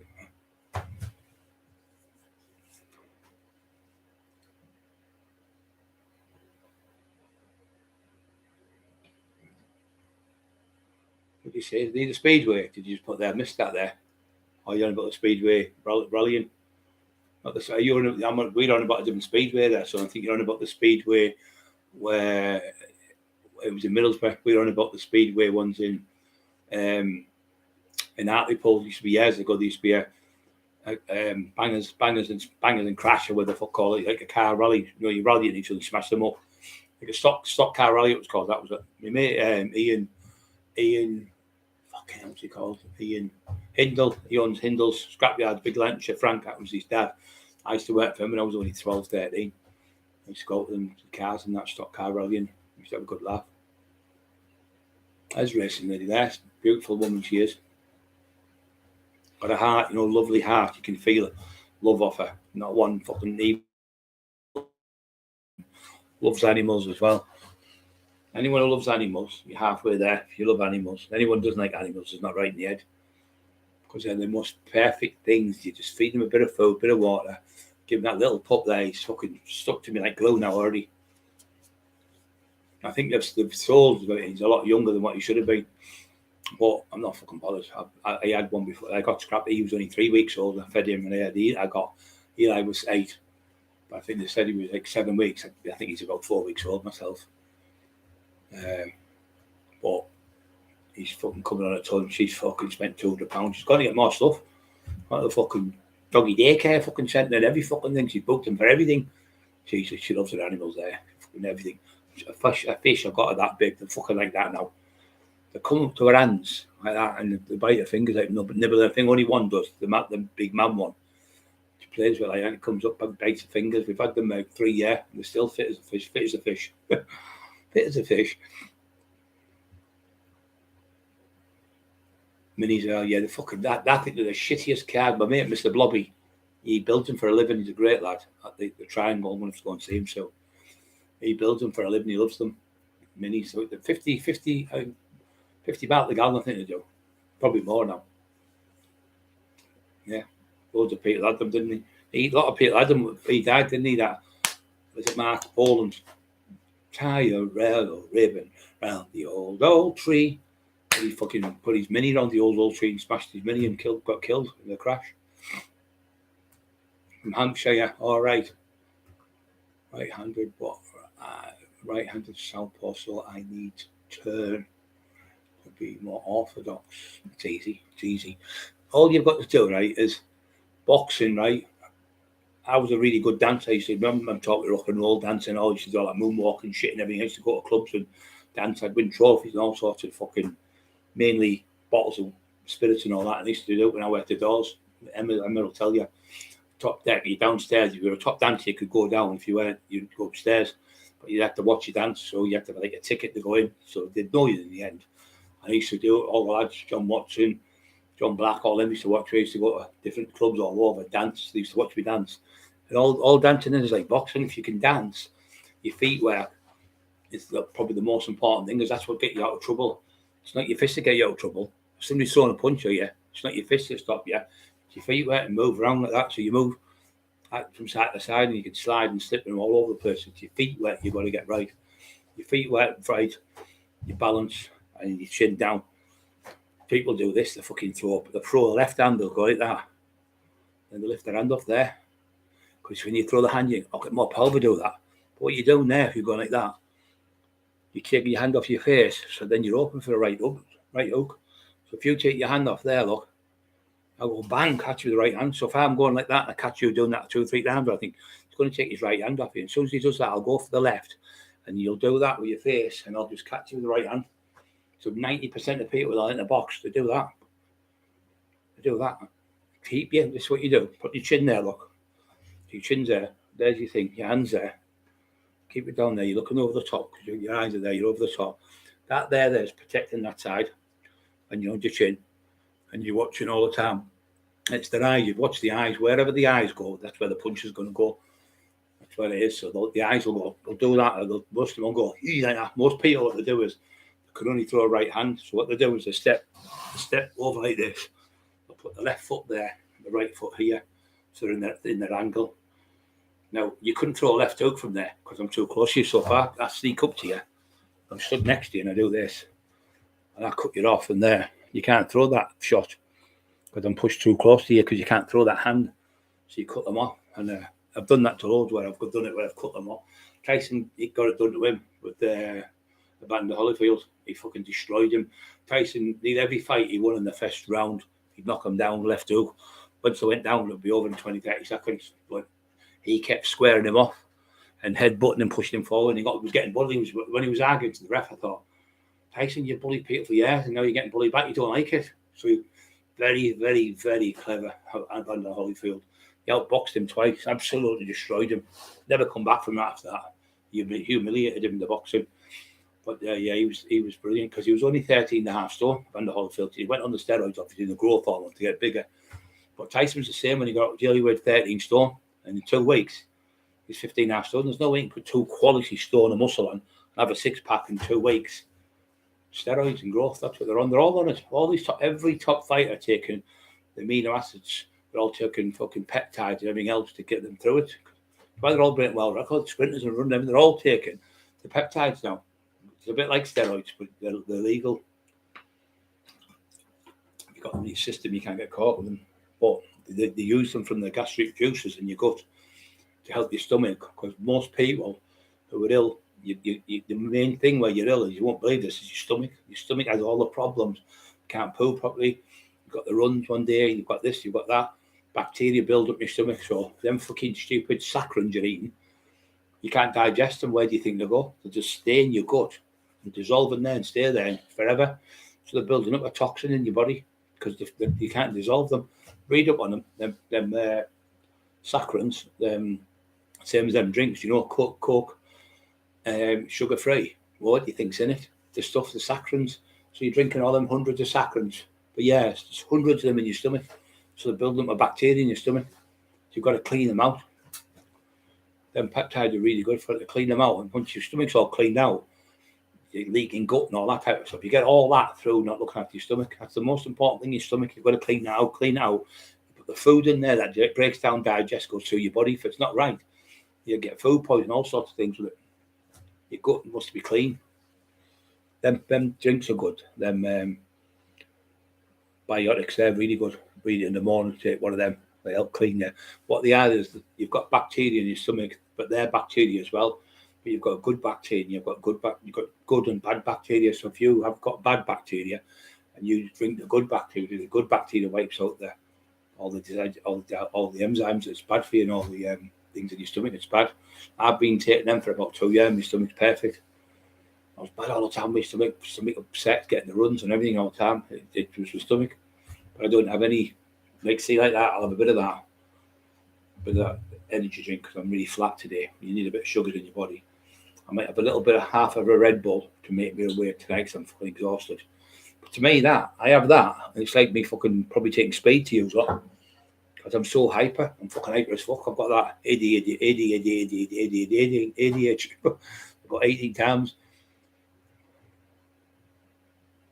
Oh, Helen Dennis. Are you from Hartlepool then? Sure, you're from Hartlepool, aren't you? A lot of good fighters from Hartlepool. I remember Stewie Lithgow. He was a good boxer. He fought for Frank Bruno for the British heavyweight title. Went 6 rounds, Stewie. But he was a bit of a traveller. He liked to drink. He used to work on the beach with me when I was a kid. I was about 12 or something. And he was going to fight. Bruno was going to fight someone. I think it was about 1980, 81, 82. So the lad couldn't fight. He got, say, a dislocated shoulder or whatever. He couldn't go in the fight. So they had 6 weeks to train. And Stewie went and he did well. He did about, I think he did 6 rounds with him. Fucking did for Frank Bruno. Fucking hell, he was the world champion.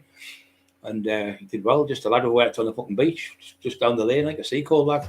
Then there was the Feeney brothers. They used to always talk to me and my mum. They used to live out in Manor. George and John, I think they're both old people's home now. They've got Alzheimer's with the boxing. Fucking gives you fucking brain damage. So they're in a home now. Lovely lads. They used to run down 10-mile run they do a day, every day all the way to Seaton. You'd go down Seaton Lane, passes, and he said, "Say, all right, son." Nice people. And then there was Teddy Rich could fight, Kev Rich, Big Richie Horsey, Mick Sorby, all top weight lads, you know. Richie Horsey was a good boxer as well. A lot of top fighters. Dave Garside, fucking brilliant fighter, really good fighter, Dave. I think if Dave got a proper people behind him, I think he could have been the world champion, Dave Garside. I really do. I really think he had shit fucking managers behind him. If he had went to, like, say, America or something like that, I think he'd have been much better, looked after that a lot better. He was ranked number 2 in the British top 10 heavyweights. Fucking brilliant to be ranked that high. I think it was in the WBO, he was ranked number 2. For a fight, can we put Elliot Touch with Brian? Of course you can. We'll sort something out. Yeah, we'll sort something out. I'll sort something out for you. I'm doing one in thingy for Dale Brendan Hyde. In when is it? Was it October? I think October. I'm doing one. I'm going to be the guest, celebrity guest. Fucking celebrity. I'm fucking dressed up in suits and all that shite. I'm going with a tracksuit on. Fucking sitting with a suit on. I'm in the Freemason. They're saying, "What do you mean a suit? Fuck off." Hey, come on, sit down. Hey, hello, boy. Fuck off, sit in a suit. You get what you give him. The tax man. You're not going to get fucking Mark Baker or fucking Tommy Johnson, eh? I'm not going to come fucking somebody else. I'll come as myself. So they want me to give out the boxing, the kids and that, the people who are there. So it's good. Do a bit of a speech in the ring, help them. It's nice to help people. It's nice to be nice to people. Round 3, fighter Tyson started to run out of ideas after that. I just think what had happened when you're the best at something and you get beat, it's hard to take it on the chin. So that's a good statement, isn't it? Hard to take it on the chin. So that fucking them fights he had, same as Roy Jones Jr., one of the greatest ever fucking skillful boxers. And what they do is they still, like me trying to say I could still do what I did, make a fucking come out and fight and start fighting now and get beat, look a fucking fooling myself by a nobody. You can't fucking do it. And so he's thinking he could do it. You read, your mind goes, your body's willing, but the mind's willing, but the body isn't. You haven't got the capability to do it. You can get really hurt, seriously hurt. And you're getting in the ring. I mean, that Irish lad, no disrespect, the big Kevin McBride, he was called. It wouldn't have lasted one round. It would have lasted 30 seconds if it was a real Tyson. Tyson was crying in the ring. He gave up. He was fucking embarrassing. Bruno was the same. Frank Bruno cried in the ring. He gone. Not Bruno, sorry. But I thought Bruno, I can't remember his name now. He was on crack and everything. Shouldn't be in the ring when they're like that. You should be given a psychological evaluation 24 hours before the fight, or maybe a week or two. Then maybe one again, maybe for 4 weeks in a row, make sure they're all right. They were taking crap. Mike Tyson was taking crap before the fight with Buster Douglas. Now, Buster Douglas was a good fighter. He was super fucking fit and he was a big man. And what they say, any 14 stone man can catch anyone 15, 16, 17 stone or knock them out, because they've got all you need is 14 stone. But when you're fucking 16, 17 stone, 18 stone, you fucking hit someone, they're going down. So when he fought Tyson that night, Tyson had been on coke, crack, drink, downers, uppers. He ballooned up to 19 stone. He was in Nevada and he was drinking like fucking. So within 6 weeks, he lost about 4 stone. That's too much weight to lose quick, especially in that heat. So he's got in there, not the same Tyson. He's got in there and he was like a snail.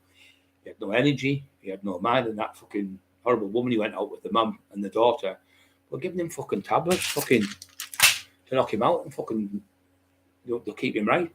Oh, we'll look after you. We'll give us your money. We'll look after your money. They took all his money off him and everything. Fucking horrible. And that Don King was horrible. He slapped one. The bitch slapped him. That Don King gave him a slap with the fucking dressing room. He made $50 million at 20-year-old. No one will ever do that again. $50 million at 20-year-old. He was fighting every 6 weeks. You get them now once every 2 years. Everyone fight. What the fuck's that? That's not a fucking boxing. One fight every fucking 2 years or something. It's a joke. So they go in the ring. What they do is they go in there. They're invincible still because they've never been beat. But once they get beat, people, I'll fight him. And everyone just lined up wanting to fight him everywhere then. So he had that. When he went in the ring, before he got in the ring, he'd won the fight because of the fear of him. I was like, fuck, I'm fighting Mike Tyson here. Oh, and the fear's in them. But when he went down with Buster Douglas, they went, oh, he's beatable. So they all wanted to fight him then. And he was fighting mugs. Couldn't get no fight because he'd lost it. And the people who beat him, no disrespect to any of his guys, but you wouldn't have beat him in his prime without the tablets in him, without the drugs and without all that chaos in his mind with his fucking ex-wife and his ex-mother-in-law. He'd have been the real Tyson. He'd have destroyed you. He was going in them rings and knocking Trevor Barebeck out. Fucking monster of a man, Trevor Barebeck. Fucking destroyed him. But he got fined £20,000 for wearing the same black shorts as him. I think it was Japan, was it? I think it was Japan. I think he fought him. And he hit him and he fucking caught him. He was trying to give him his due to get up. His legs were like bandy. He couldn't. He's gone because equilibrium's in your ears. So your balance is in your ears. If you get hit on the chin, your balance goes, your eyes go. You can't get up there. It's a fucking nightmare. You're all over. I've never been knocked out. I've never been put down once with a body shot. I've never been put down, been hit in the face by top fighters. Never ever been put down. They just nearly went down with Duffy, but he hit me on the side. But I never went down with any fighter. Only the gas I won, but I was full of fucking drugs, trying to think I could still do it, full of drugs and full of drink. I was going out for 6 weeks without training, without steroids, without fighting, without eating properly, and just thinking, you can fight average Joes, but when you come into an elite type fight, I was doing 10-mile runs a day and fucking fighting, sparring every day and eating the best of food, and you're not training, you're going to get beaten, I don't care who you are. But the real Brian Cockerill went back 10 weeks later, trained for 10 weeks and destroyed him. 3 shots, it was all over. Really, really bad. Really badly hurt him. But I ended up shaking hands with him. Come up, shook my hands outside my mum's house and out in Seaton Lane. Are we all right, big fellow? And yeah, of course we are. And shook his hand, been all right since then. That daft cunt was trying to cause trouble for me and Dave. Tinfoil. But Dave knows it's not him. Richie also knows it's not him. Nick Selby knows it's not him. So I thought of them the other week. They all went, we know. He said, not one person out has got a bad word for you. Not one person. They all fucking love you, man. So he was getting in my head, and I was bad, and I was getting upset because I was thinking, I love Richie because my mum would fucking bash Richie and me together. My mum, because she could fight for fun. And Richie's mum used to go to Richie's house and knock on the door. How are you, son? She'd give me a cuddle, give me a kiss and everything. Do you want a cup of coffee, son? She'd say, I'll have a cup of coffee. I'll make. Go on, you sit yourself down. She'd be on the computer and that, and I'd be making coffee. Well, you used to up. I said, but I'm not a cup of coffee. You can get upstairs, you can watch your fucking film if you want. She'd just laugh her head off. Me and Richie, she said, fuck you, she does more for you than me. Lovely woman she was. Lovely. She passed away, God rest her soul. She was the nicest woman you could ever meet. Lovely woman. Always respectable. And I met his other family, his other members, who were in a band. Played the drums and that in a top band. I can't remember what the band was called now, but like a top, like Thin Lizzy or some type of band. They were in them really good. Me and Richie never had a bad word. Me and Richie used to go everywhere. Go pick him up, go for something to eat, take him all over raves. And I mean, when he used to back me up every time I had trouble, he'd back me up. Richie would come with us. Big Richie Horsley, Little Vulture, gave me a bad badger. And all them lads were my friends. Most of them worked with me, and I give the wages for doing bits and bobs with me. But he's come along and said, Brian said this, Brian said that. But they all know it's him now, because I don't know about computers. I would change the admin, then change it back to something else. I'm going to fucking clothes makers. It's not how either. So Mick Harvey would know, Richie wouldn't know, I wouldn't know, because we're in our 60s. So he's picked the people who were computer illiterate, conners. But I thought, I know about business though, because I had all my nightclubs and clubs, and I used to make a lot of money. Car business and things, and doors used to pay people with invoice and stuff. So I know about that. So I'd have like my sister do it for me. But I know. So I'd say, Jamie, we've got the invoice. Like, oh, you can trust me explicitly. Well, I know I can trust you explicitly, but I still need an invoice so I can put it in for my tax returns. I'll get you next month. Get it for 3 months in a row. I asked him. He wouldn't give me it. Like, something's not right here. I said, I need my invoices. When John Blake Publishing, every 6 months you get a post. It's called Bonify Publishing now. Every 6 months, you get a letter in the post saying, Brian, the books are sold, such and such. In that review of that. Books in the shops, books being printed, Watersons, W.H. Smith's, all the shops where the book's in it, gives you all that information, and it even tells you how many books it's in, which libraries it's in. So it gives you everything. So I've asked him for the information. Rob Brent went, oh, we don't work like that. He said, we just work on a rolling basis, Your Honour. He said, you can't work on a rolling basis.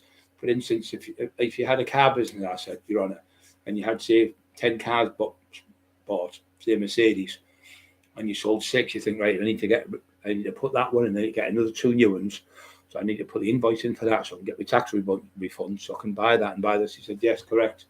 You can't just write 5 books, Your Honour, and put them through a print machine. I said, because i.e. you'd have to have the artist to draw the book, then you'd have to have the book's already been printed, so you've got the format, but then you have to put all the print ink on it. What, for 5 bucks? Doesn't make sense. The judge said, I concur with you. You can't work like that. So every back somebody phones up, can I have a book? They'll tell me you get all the machine together and put 1 book out and sell it and then give us half the money. Well, you haven't well, where's the receipt for the money what you give me?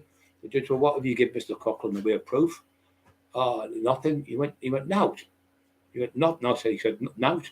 So he said, nothing at all over a year. You've given no invoices. Oh, no, he said, full disclosure, Mr. Cockerill. And that's when Tinfoil pretended he got the walkout. He did get a walkout, but there was carried on the case because I couldn't sue him. So I had to sue Warcry Publishing, Warcry Press. But Warcry Publishing didn't exist. So there, I had to fucking wait again 2 months to go back to a new company called Rubik's. And that's why I've got the paperwork there. Rubik's, so I'm not finished with it yet. I've still got all the paperwork off the judge to go in. I'm just waiting for my mate. He's coming home soon. He's a barrister friend, and he's going to help me with all the fucking work because he's coming back to stay for 2 or 3 months. And he's going to do all the work for me. He's a fucking genius. A genius. So, Duncan destroyed him. He's fucking scumbag one. He did it with Ahmed Ali and everyone, didn't he? Destroyed every fucker. Greedy fucker. Unhappy making fucking... He robbed him I think he robbed him 350 to 400 million pound, I was told. Dollars at Mike Tyson. I think he made 500 million. He made more money. Big George Foreman with the fucking the machine what you eat. George Foreman grill. He made 350 million off that there. That Foreman grill. He's a nice man. He's another man of God. I think he's got 8 kids and they're all called George. Fucking hell. George, what? Fucking hell. Yeah, anyone needs any help off me for anything, I'm right there for you anytime. Anyone, the lads want to know about boxing. If anyone's close, can come to my house. I'll teach you the footwork's the most important. Keeping your fucking guard up and your footwork's the most important. Throwing the punches and there's nothing. It's why I was so good. I never hardly got caught. I'd be that good on my feet. And I'd throw my foot and I'd move to the side and go like that. And they'd go that way and I'd go left hook. I'd catch him fucking catch him with a counter punch. And when I caught them, it was all over. The matter of fighting the left hook, right uppercut, straight right, straight left, whatever it was. Richie Horsey said, I've never seen anyone throw a punch from about 4 inches and generate that much power in that punch. He said, fucking power in that punch is unreal. He was there, Richie. I was in the back garden and then pads. He went, fucking power's unreal. Unbelievable. He said, Richie was on the pads with me. He had the yellow pads. And they had these fucking gloves that were shite. Richie's gloves were rubbish. They weren't proper gloves. So the other lad who was holding the pads went, Brian, I feel like you're going to dislocate my shoulder. Fucking kill him. And he did it right up. A fighter like Brian Cockerill, when he comes up, it's in the middle of the Evening Gazette. You can see it. I've still got it. It's going to be in the book anyway. You'll see it. Every 50 to 100 years, a fight like Brian Cockerill comes around with all the attributes, the chin, the skill, the movement, the body work, the hand speed is phenomenal. He said, out of all the fighters I interviewed, Brian would say is possibly the hardest man I've ever come across. I think definitely the strongest man and definitely the hardest hitter on the pads I've ever took in my life. And he spoke about it to Matt there, but he spoke about it to Lee Wortley, who writes books on Roy Shaw and Lenny McLean and all them. So, and all the lads down in London, you knew me through the videos, and he can't fucking move, can he, for a big lad? But you don't realise how big he is until you get in front of him. But these are like your peers, they call you peers, people like the same as you. And that's what their analogies are. If he catches you, it's all over.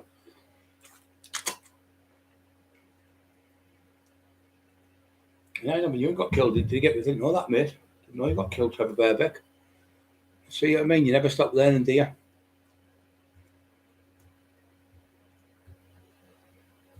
Okay, no, never knew that, no. Never knew that, brother. Swinston, thank you very much. You've learnt me something there. I liked him and all. He was good. He was big-headed, bit cocky. Oh, he got put down a peg, didn't he, when he got fucking caught? But yeah. See, it's different for me. I wasn't the great boxer in the ring. I was the great street fighter. It's totally different. Once you're 24 stone, you're fighting somebody 17, 18 stone, you hit them. They ain't getting up. And if you grab them and pull them in a bear up and you pull them down the headlock, they're not getting out of that. When you can bench 600 pounds for reps, how are they going to get out with that grip? They haven't got a chance. So you just choke them up or just ram them into the wall and headbutt them, forearm them, because you use all that stuff for your knees and everything, your head and things like that, headbutting them. They don't like it because they've never been in that type of power before. It scares them.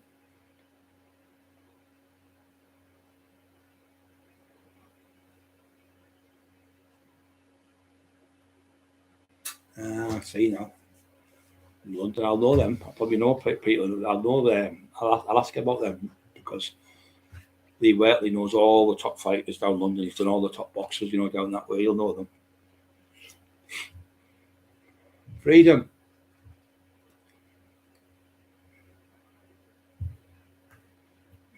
People below respect. Thank you, Elliot J. You're a legend. Thank you very, very much. But see, boxers, if you let them box you, that would get better.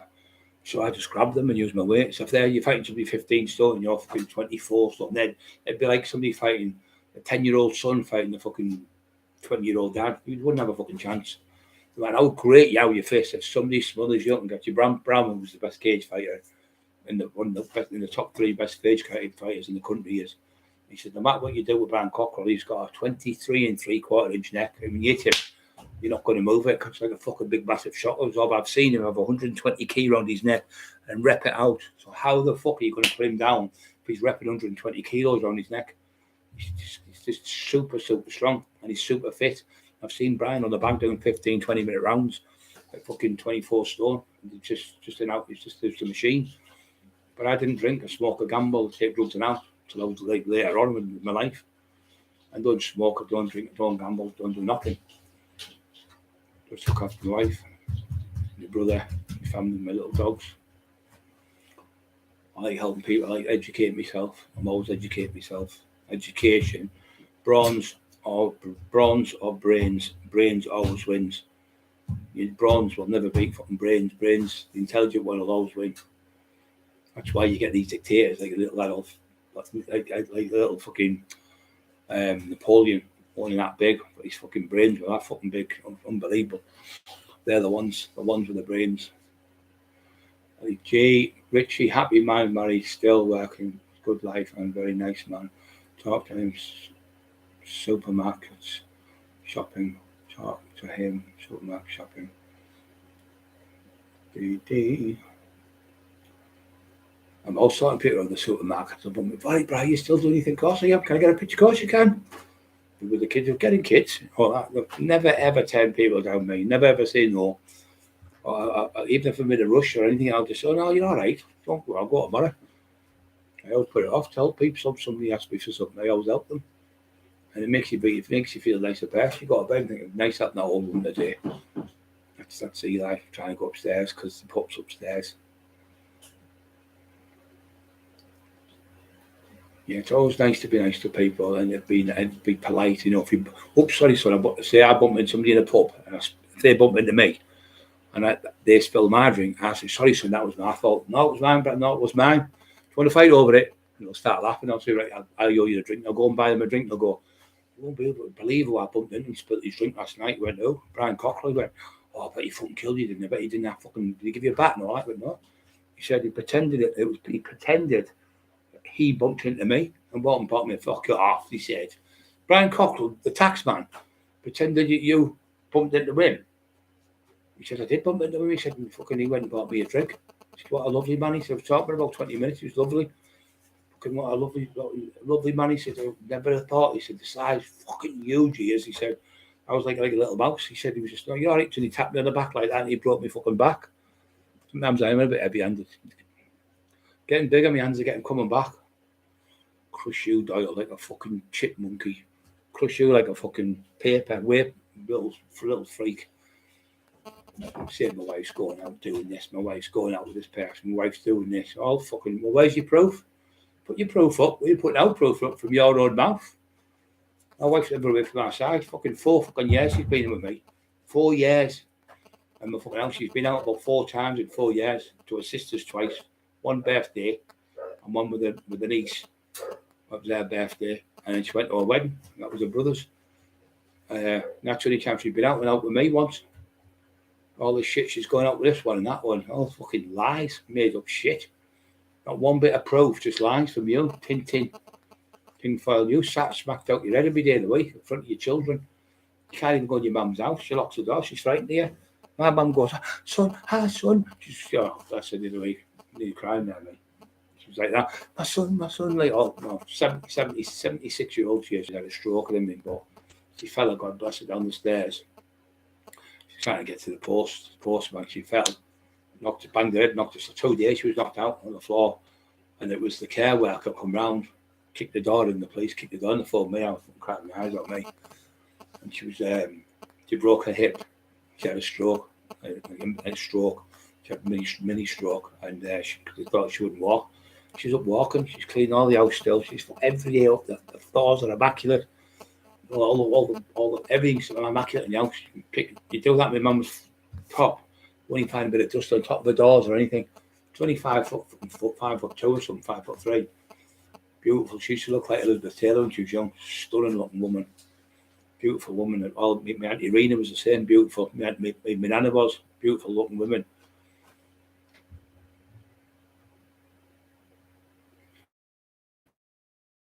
No hope if it's a boxing match. I don't know who that kid is. I can train people within about 3 weeks. What it probably takes me 3 years to train them. I can train people in a month and learn more in 1 month with me than they would in fucking 5 years at a boxing gym.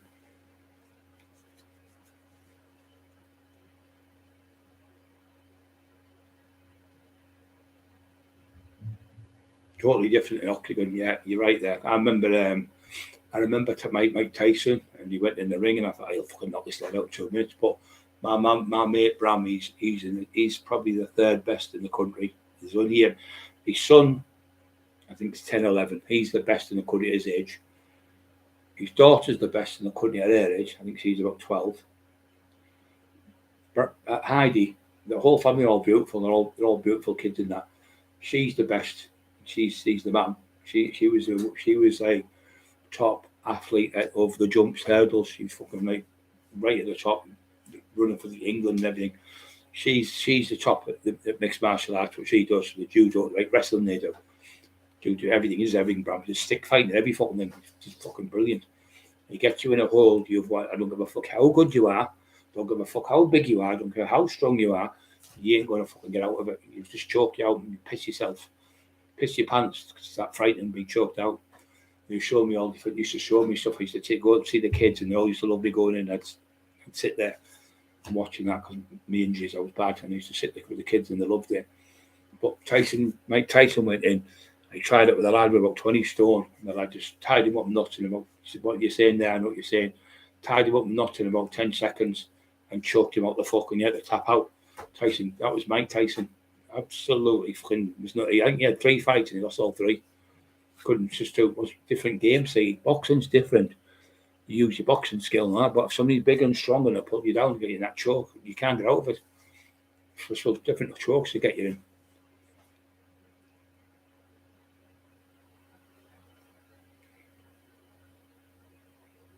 Yeah, different stances and different grips. It's the grips is the main one with them. Totally different.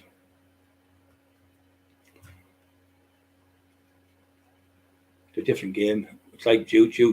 Judo is like all throws. I learned quite a lot off Ernie Buick's mate. He fought for my other mate. He was well class. He fought for England. Paul Owens, fucking really good top fighter. And the judo, so I learned the judo. You hold and you pull in quick. But my size and strength, he said, you'll throw anyone all over the place. Go, you use the judo holds, and he used to do it and throw them over your leg. You grab them close and then throw them over your leg on the floor. And then he said, what you want to do is land on top of them when you fall onto them with your own that body weight. You're not going to get you off. And that's what I used to do. Loads of get them in their neck hole. You're going to behave. You're going to pack in now, and I'm going to break your fucking jaw in a minute. I'd let go of them. So 90% I just choke out in the end because I was like hitting people and I was hitting them bad. And then he said to me, you're going to kill someone, Brian, with that right hand. And John Black said it. Ernie Buick said it. So did fucking Lee Waltley's mate. He said, you're going to kill someone with that right hand. It's too powerful. Do you need to cut back? Try and get them in chokers. And that's what Bram started learning me the jiu-jitsu stuff. Not like it's good. Not any as good as him. He's fucking world class. But our friend was a really good friend, man. He's the best. Was the best of the country. Was there. Ian Freeman from Peterlee. He was world class. He was the best. He went around the world. He got beaten in America. And he said, but he was the world champion. He went all over Japan and everywhere, all over around the world. World champion, proper world champion. He doesn't brag it out. But he said to Steve Richards, my author, he went, one person I wouldn't like to bump in, it was fucking Brian Cockerill when you done the book, because he'd done his book. Then he did my book. And he said, one person I wouldn't like to bump in is Brian. He's just too fucking strong. If he gets hold of you, no matter how good you are, he's just too strong. And that was nice of him, you know. But I would never fight with him. Ian, he's a great lad. Great lad.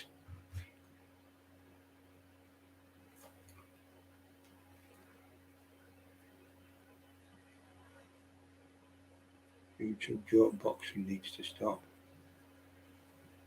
Class both diamonds. Yeah.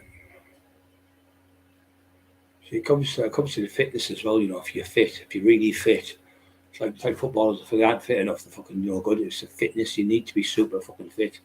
If you're fit, and what I always used to say, but Ernie Buick said, well, you used to put me down as the best. It's because you've got that super fitness, and you've got the super right hand and left hook, and you've got a great neck and a great chin. He said, you've got it all round. He said, my daddy used to say, always used to say, a good big and always beat a good little. It's true saying that. So we're a lot bigger than you, a lot stronger. Same fitness is going to beat you because they've got the strength and the size. When your shoulders, neck look much slimmer. Stokes, I can't see that, Stokes. You've lost a lot of weight. Well, similar. I had to lose weight, mate. If you talk about me, I don't talk about me. I had to lose weight because of the fucking body weight. He said when I was 23 stone that it's too much for you. You know, your back and your neck.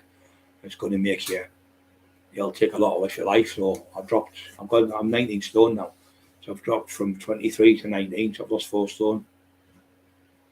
Which I feel better because my abs, they've not a 6-pack, but I've got the top, you can see the layer coming through. And there's no body fat on my face. Look, you can see where I had a big fat fucking chin before anything. Now my body weight, but I'm throwing punches now though. I feel like I could go forever, you know, because I'm doing like the boxing upstairs, like shadow boxing. like standing, moving around and fucking side to side and stuff. Starting to come together now. Yeah, you have a great weekend, mate. Have a great weekend, Brian. Chat. Yeah, thank you very much. I was talking with Freedom, Helen. Lovely lady, Helen. She's lovely. 101. 101. The room 101. I used to like that. Can you remember? They come into, I don't like that, and do I like this? And some of the things used to come were great. You could kill someone with your right hand.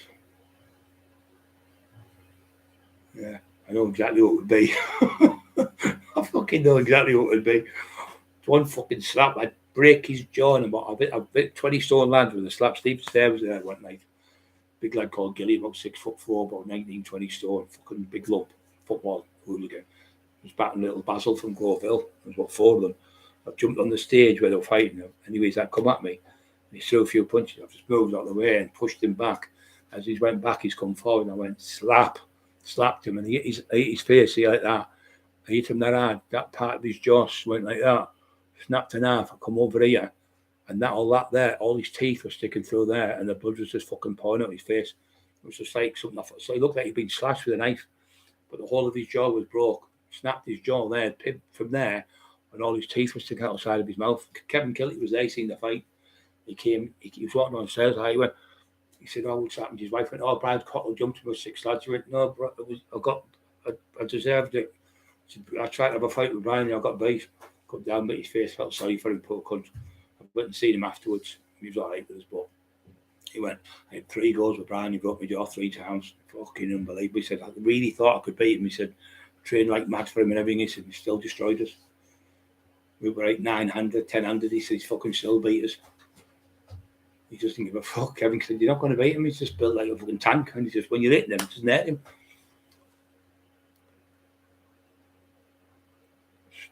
Stokes, I'm just coming down from 21 stone, just 19 and a half.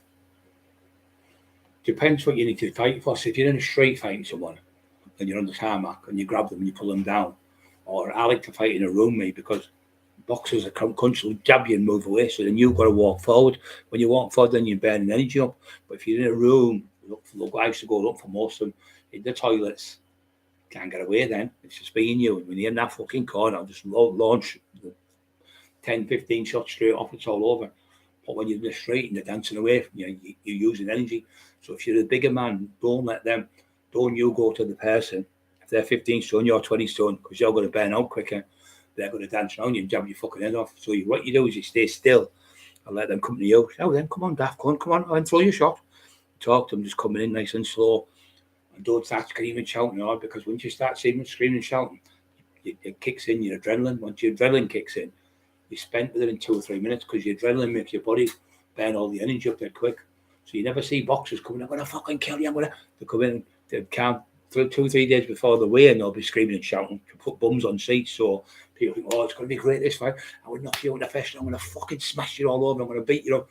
Blah, blah, blah. Do all that. That's camaraderie. Like the wrestlers and that, they do it. But the best of friends. So all that's put on there as a show, like to get people to go and watch it and pay per view and that. Oh, it's going to be pushing each other. You push me and I'll throw me out and you hit me. It's all put on, most of it. And then the fight. But there's a proper fight in the fight. But when you start screaming and shouting, if you're in the ring, you lose that energy. You're just gone. There's all them little tricks you've got to learn. Walking forward slowly with your feet, not like big giant steps. You're off balance then. It's nice and tight, like a little pocket, like inside a pocket you're in. Nice and tight like here, like that's you're just looking over the top of your eye there. You're just looking over there like that, you're down. It's like a peekaboo style, but keep that tight there, and it protects all your chin. So if the shot's coming, you're in here, you're getting protected. Put your hands like that or there. Just move your hands to two positions. That's all you have to do. You side step, side slip, bang that side move. It just comes back because you've done it that many times. It's just like breathing. Or it's just like somebody working on the railways or something. You do the job every day, or you or jump in a car. You could go and jump in a car, put blindfold on, jump in the car and start up and drive off down the street. Obviously, if you look, you'd have to know where you're going. But you could do it because you've done it that many times. You can do it in your sleep. But you get these idiots going, I'm going to beat him. I could have beat Brian Cockerill. No, you couldn't. If you could have, you fucking would have. I've heard this story about 1,000 times, but no one's done it.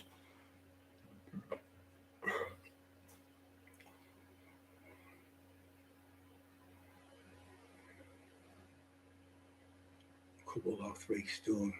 Couple. See, what you're going to do with body weight, what you need to do is you need to lose your body weight a pound a week or something.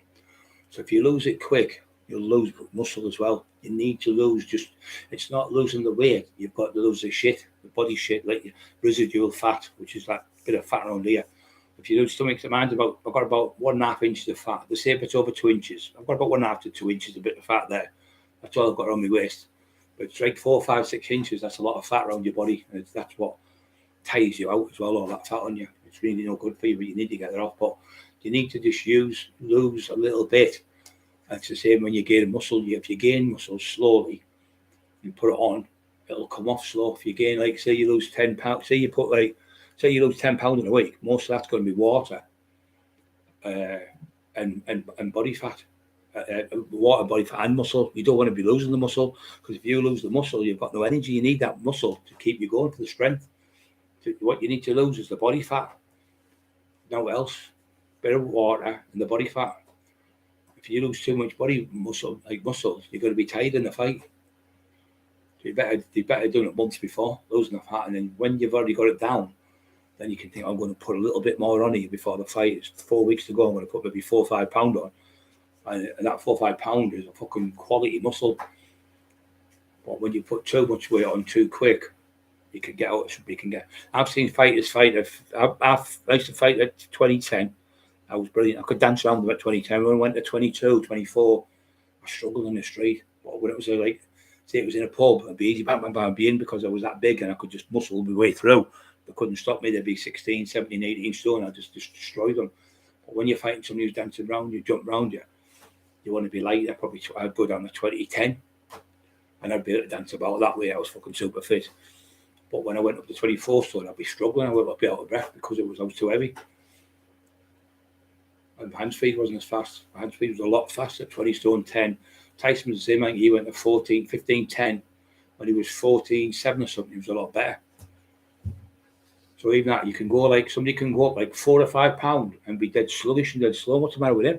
Because he's 4 pound overweight. It's like, you know, the camel that broke the straw, broke the camel's back. You can have that little bit too much weight and you can put it on the camel like a straw and it could break its back. So that's what you could do. You could be just overweight, and that 2 or 3 pound over means a lot over 10 rounds. In fact, of a fight, you see fighters getting beaten, think he's come in too heavy, or he hasn't trained his fitness, and that's how they get beat. Everything has to be fucking done. I used to pee in the bottle. And I'd pee in the bottle, and I thought with 2 pints of water, I'd measure it, and the next before a week before the fight, and then next time I'd go and pee, I'd pee like 3 that much. So I'm losing the water out of my body then. So I'm taking less water towards the fight. And then when I'm fighting, I'm right down to the bones. So I'm super fit. So maybe I've lost 10 pounds where it's all shit, just water in my body and body fat I've lost. But if you're losing quality muscle and you've got the fights on, you're going to be tired. If you've got too much muscle on, see, the more muscle you've got, the more oxygen you need. It's called hemoglobin. So you need to be you need a hemoglobin in your body, certain vitamins and things you have to take to give that extra energy. That's what they're all taking now. All these boxers are all taking fucking peptides to give them more energy.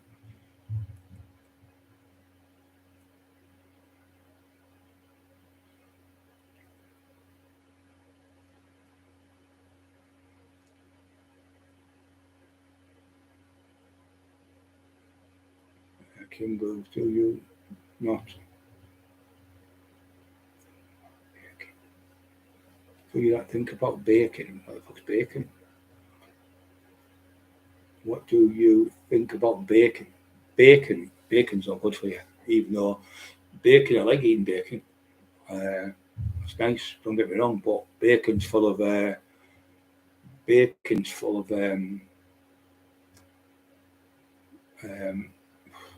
sodium nitrate, which is salt. So when you get food like bacon, it's really like a white colour. And what they do is they put the fucking, it's like a pink colour, sorry, really pink. So what they do, they put the salt in it, tons of salt, because what it does, the salt preserves it and keeps it longer. But what happens is that salt there dehydrates you. When you take loads of salt, it dehydrates your body. So when you're fighting, you're fucking sweating like fuck. The salt absorbs in the water and drains you. So it's really bad. The bacon's really bad for you. One of the worst things with heart attacks, bacon.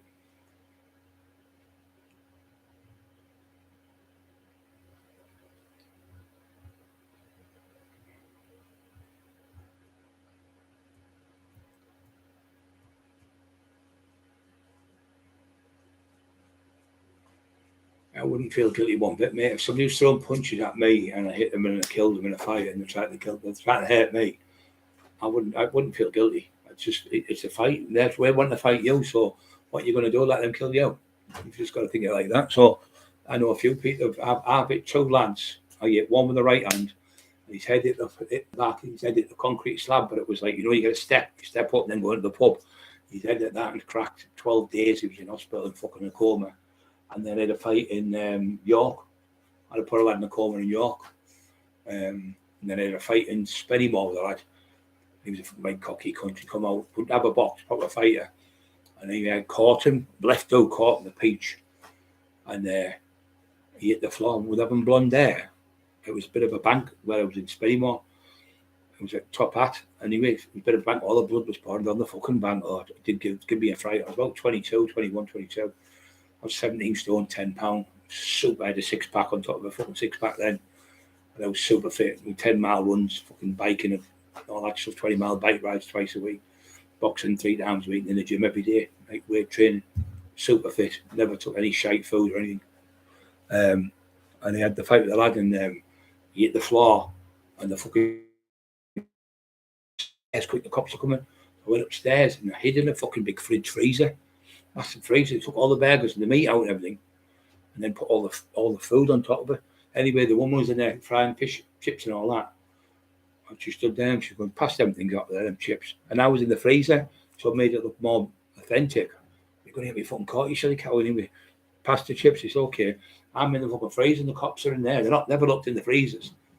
Anyway, what happened in them days, you had to stop it! You had to get fucking a warrant off a judge, them say, a magistrate. So if you couldn't get it, you couldn't go to somebody's house. So I went to this person's house and I got in. It was a woman who lived in the club. She let me go in her house and I left my fucking jacket at the bottom of the stairs. She went, well, we know he's here. Somebody told me he's here. She said, no, you're not coming in. Have you got a warrant? I never had one. So they were waiting the golf. He was playing fucking golf, the judge. That's what it was. So we were trying to get hold of this judge. Sedgefield, I got nicked in Spennymoor. But you got Sedgefield Court. Anyway, they were trying to get as a judge. Anyway, they never got it. Anyway, the woman next door to the one where I was at, John Black, picked me up. And we went to court. And it was this little tiny building. Like a fucking, when they build a load of houses and you get like a porta cabins, it was like that, a big porta cabin. And I was walking, I was that fucking big in the place, the building was rattling. And he said to me, Craig Beer, this fucking building's going to cave in. He's passed away, God rest his soul, what a great barrister, what a great solicitor. So I'm walking down the building like that, and he went, looking at me, the fucking thing punted, the building. I was going to fucking cave in. Anyway, the lad never turned up for the court case, got off with it. It was a travelling lad. He ended up apologised to me. One of the lads on the camp, Bellsfield Lane, them travellers went and seen him, and he never turned up. So I'll give the lad 200 quid to give him 200 quid for not turning up. So we used to do it. He said, I was in the wrong. He said, fucking try to have a go with the big lad. He said, I got fucking wipes out. He said, he picked me up and everything, fucking with the helpers and that. He said, but got me an ambulance and everything, so I was in the wrong. So I ended up being good friends with him in the end. You get beat, you get beat. And my eldest turkey is one of the best meats. Well, the best meats, turkey is good. Steak's the best. It's not better than steak. Steak. When they were doing the bodybuilding years ago, they were all taking fish, chicken, rabbit, white meat, fish, and all that. They were on it, right? Then Doreen came along, and he had Kenny Keys. Kenny Keys, a fucking genius. He's got doctors, top doctors, ones that give people at the Olympics fucking stuff, and if you know what I mean, all the steroids and all the stuff. And anyway, Kenny Keys was looking after Doreen Yates. So Doreen Yates used to have a thing called, I think it was called the cellar. Went to the dungeon. The dungeon you went to, it was like a gym I trained at, rough, strong lad. He knew about me through Kevin Kilty, met him. And he was telling me about me benching 6 plates. He went, fucking hell. Each end he went, yeah, he's repping it. So anyway, I got to meet him in the end. So what happened is he was doing all that type of training anyway. So he started having red meat every day, just a pure steak and white steak 4 times a day. And he'd have eggs in the morning, porridge, and then he'd have a bit of fruit, coffee, and then he'd have 2 cups of white rice, pound of steak, 2 cups of white rice 4 times a day. And when he competed, what he done a video of him with a black and white video, and you see the graininess of his muscles, the graininess. So the red meat gives you more muscle density, more mass. So when they looked at the size of him compared to what he used to do, write everything down, really, really fucking clever lad. And he'd look at last year's and the year before and the year before so he could get it right. And when he went on stage, they nicknamed him the Shadow because he come behind Tom Platt and all them, and he just like all that was like a big fucking shadow behind you. He was 20 stone something, 20 stone 4 pound or something, ripped to the bone with a body fat of about 2%, less than 2%. There was a pure grainy thick muscle, fucking unbelievable. Come on stage and he just pissed it, won it every year for years and years. He ended up getting an injury. I think it was a hip injury he got. I think he busted his hip. I think he had a replacement, two hip replacement. He trained heavy. He said he could only do 5 plates. If Brian's doing that, he can get like 10, 12, 15 reps. He went, fucking unbelievable. He said, that's what you call strength. Hello, little boy. Hello, my little boy. Hello, little baby. Hello, little chimp. Talk to all them. Hello. Oh, my little boy, I get a kiss. She's size fish paws massive, aren't Oh, he's they? getting massive already. Oh, he's my little boy, aren't you? You daddy's baby. You're my little baby. Beautiful, isn't he? No, look in all the world, don't I? My little man, aren't you? My little puppet. It's a puppet. It's a puppet. He just looks like a little silverback, doesn't he? Or a little black bear. Called him wolves now because we see these mum and dad that look like proper wolves.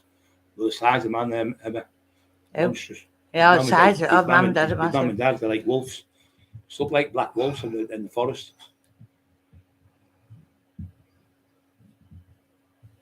He's lovely, isn't he? Daddy's baby, give a kiss. Hello to everyone. Say hello. Hellos. Bite that nose. How could you not love him? No, he's gorgeous, How isn't could he? you not love a little baby? Sounds that. You doing? No, so I'm just doing this for Anne. And are you Anne? Oh, what's she doing? Show the people, yeah. He's that dark and you can hardly see him. You're on a sunbed. You want your dad, don't you? You want your daddy. He loves his dad. You're a little baby, aren't you? I know you love dad. Oh. Oh. He talks to me all day, doesn't he, like that? 2 days, that's all he does. I know. You think you're a little chimp, don't you? You think you're a little Godzilla, King Kong. Yeah. So he's Eli's absolutely obsessed, isn't he? Can't anyone need him? He's gone mental. Just let you see him.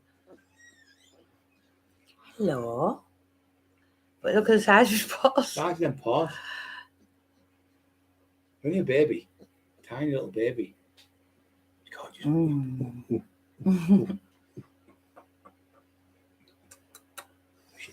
Who's your dad? Who's your dad? Who's daddy? Who's your dad? You get your mum? Ellen said he's so clever with paws and all that. He's so intelligent. I've had loads, 14 dogs. 14 dogs, I've never known a dog come out of the kennel way. Well, can go back in, go back to sleep. Look at a little face on him. Bless him. Look at him look at me. Like a little puppet in it. Yeah, he is. It's a puppet. Oh, I like that. Oh, but Carl, you are my hero. Right. Oh, God bless you, son.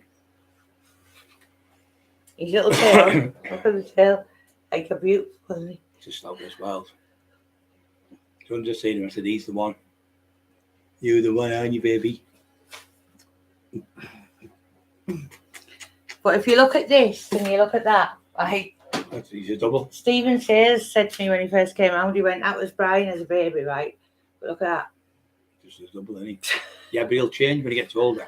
He's getting his a permanent already. See all his hair curling up like that because he's a long-haired German Shepherd, so the hair goes right down. You see, Papa's got the same ones. Papa Robinson. I'll have to let him see him. Well, you're not camera shy, are you? No, he's not shy. He's gorgeous. So we'll see if anybody throws any fucking bricks at the windows when you're fucking fully grown molly. Big paws, man. He's going to be big. He is, isn't he? He's fucking huge. He's only a tiny little baby. It's a long-haired German Shepherd, yeah. Yeah. Well, LGH. He's a German Shepherd Bobcat. He's long-haired German Shepherd, and we've got Eli in the English Bull Terrier. He's beautiful, and he's just been babysitting. We've got Bobby. Bobby the bulldog.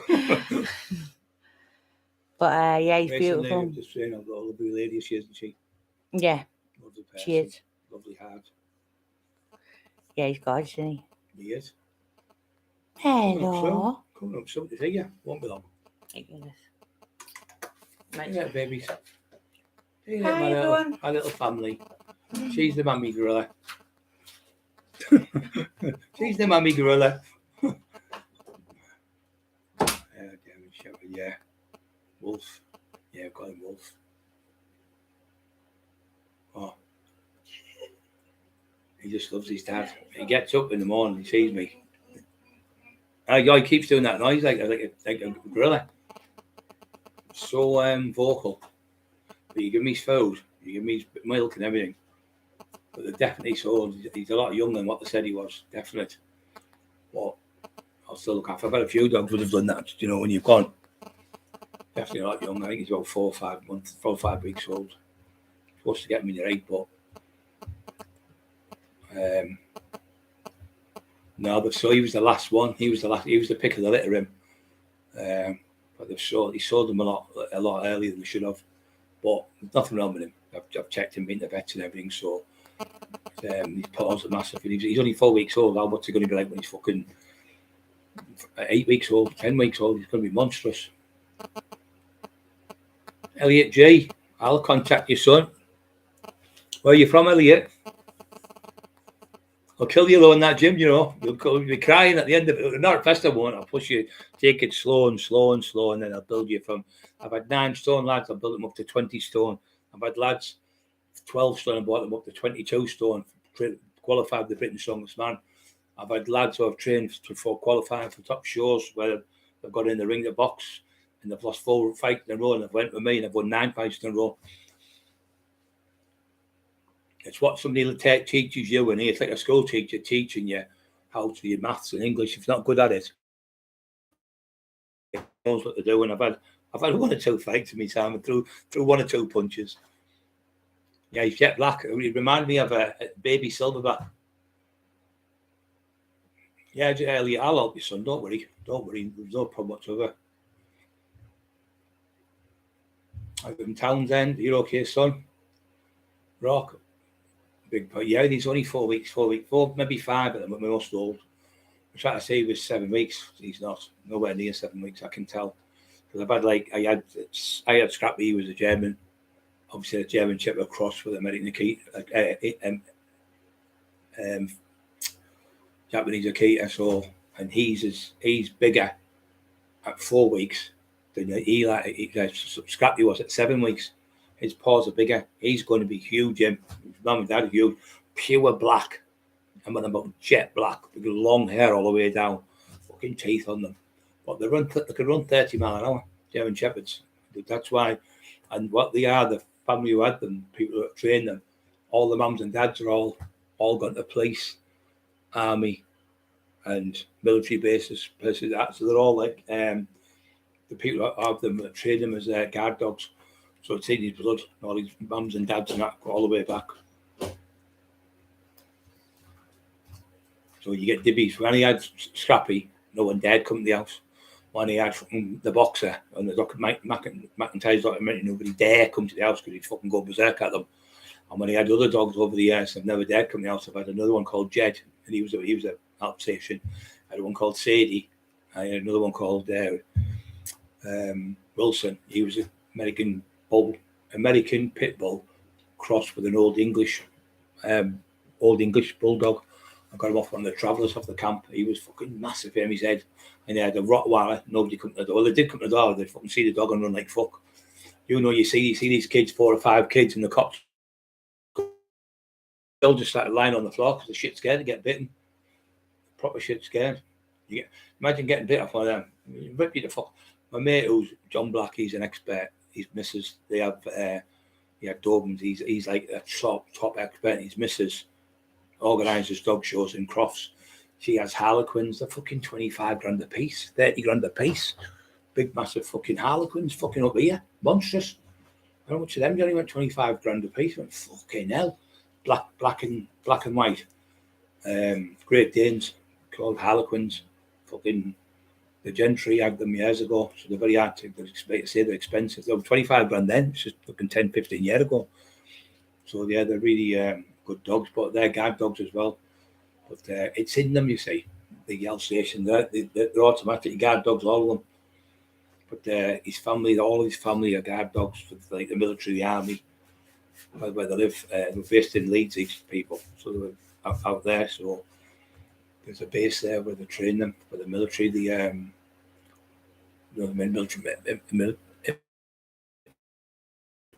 MOD, Military of Defence. Yeah, they've had dogs off them, airplanes, so they have them around them as well. But John Black trained them. I used to train them for like cops and everything. He's that good. But his missus, she does. So what we're going to do is, I think where they come, it's only £2.50, and you get 4 hours. So give you a break as well. So they take them, the other dogs. So what you need to do with dogs, as soon as they get all the jabs and everything, you need to straight away, it's a little tip off me, associate them with other dogs and other people. That's when they're a really good dog. If you don't associate them with the dogs, they start fighting them because they're not used to them. So you get them, that's why I've associated. Eli and them are playing together now. No problem, no nipping, no nothing, because they're used to each other. But if you bring a dog to a dog that's never seen a dog, it's going to go for it because it's strange. So if you leave it 6 months down the line, it's no good. You need to be getting associated with them straight away. You can get like doggy daycare things. It's only like £2.50 for 4 hours. And what they do is they associate the dog, they walk it around, tell it to sit, stay.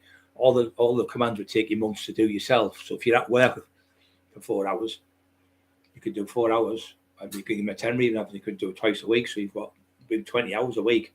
The dog will be in a couple of months, so it'll be perfect for you. So you don't have to do all that hard work, stop them peeing in the house and everything. And what you do when you get a dog, you get mats. You put 10 mats down, say, in the living room.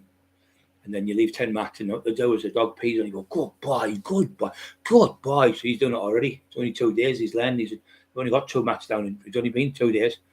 So what you do, you put like 10 mats, and the next day you'll put maybe 9 mats, then 8 mats, then 7, get down to 1 or 2. So then the dog knows to pee on the mat because it's been getting praised for peeing on the mat.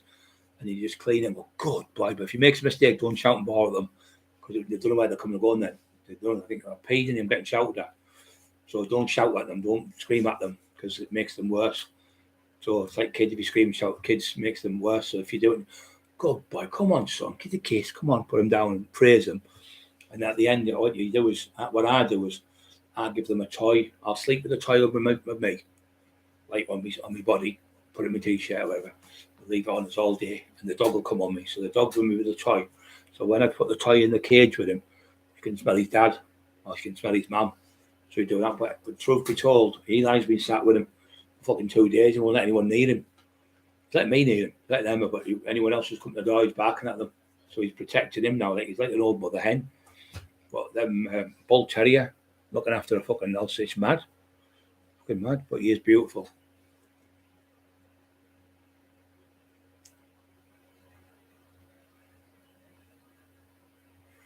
Okay, charity, maintain, bro, rock.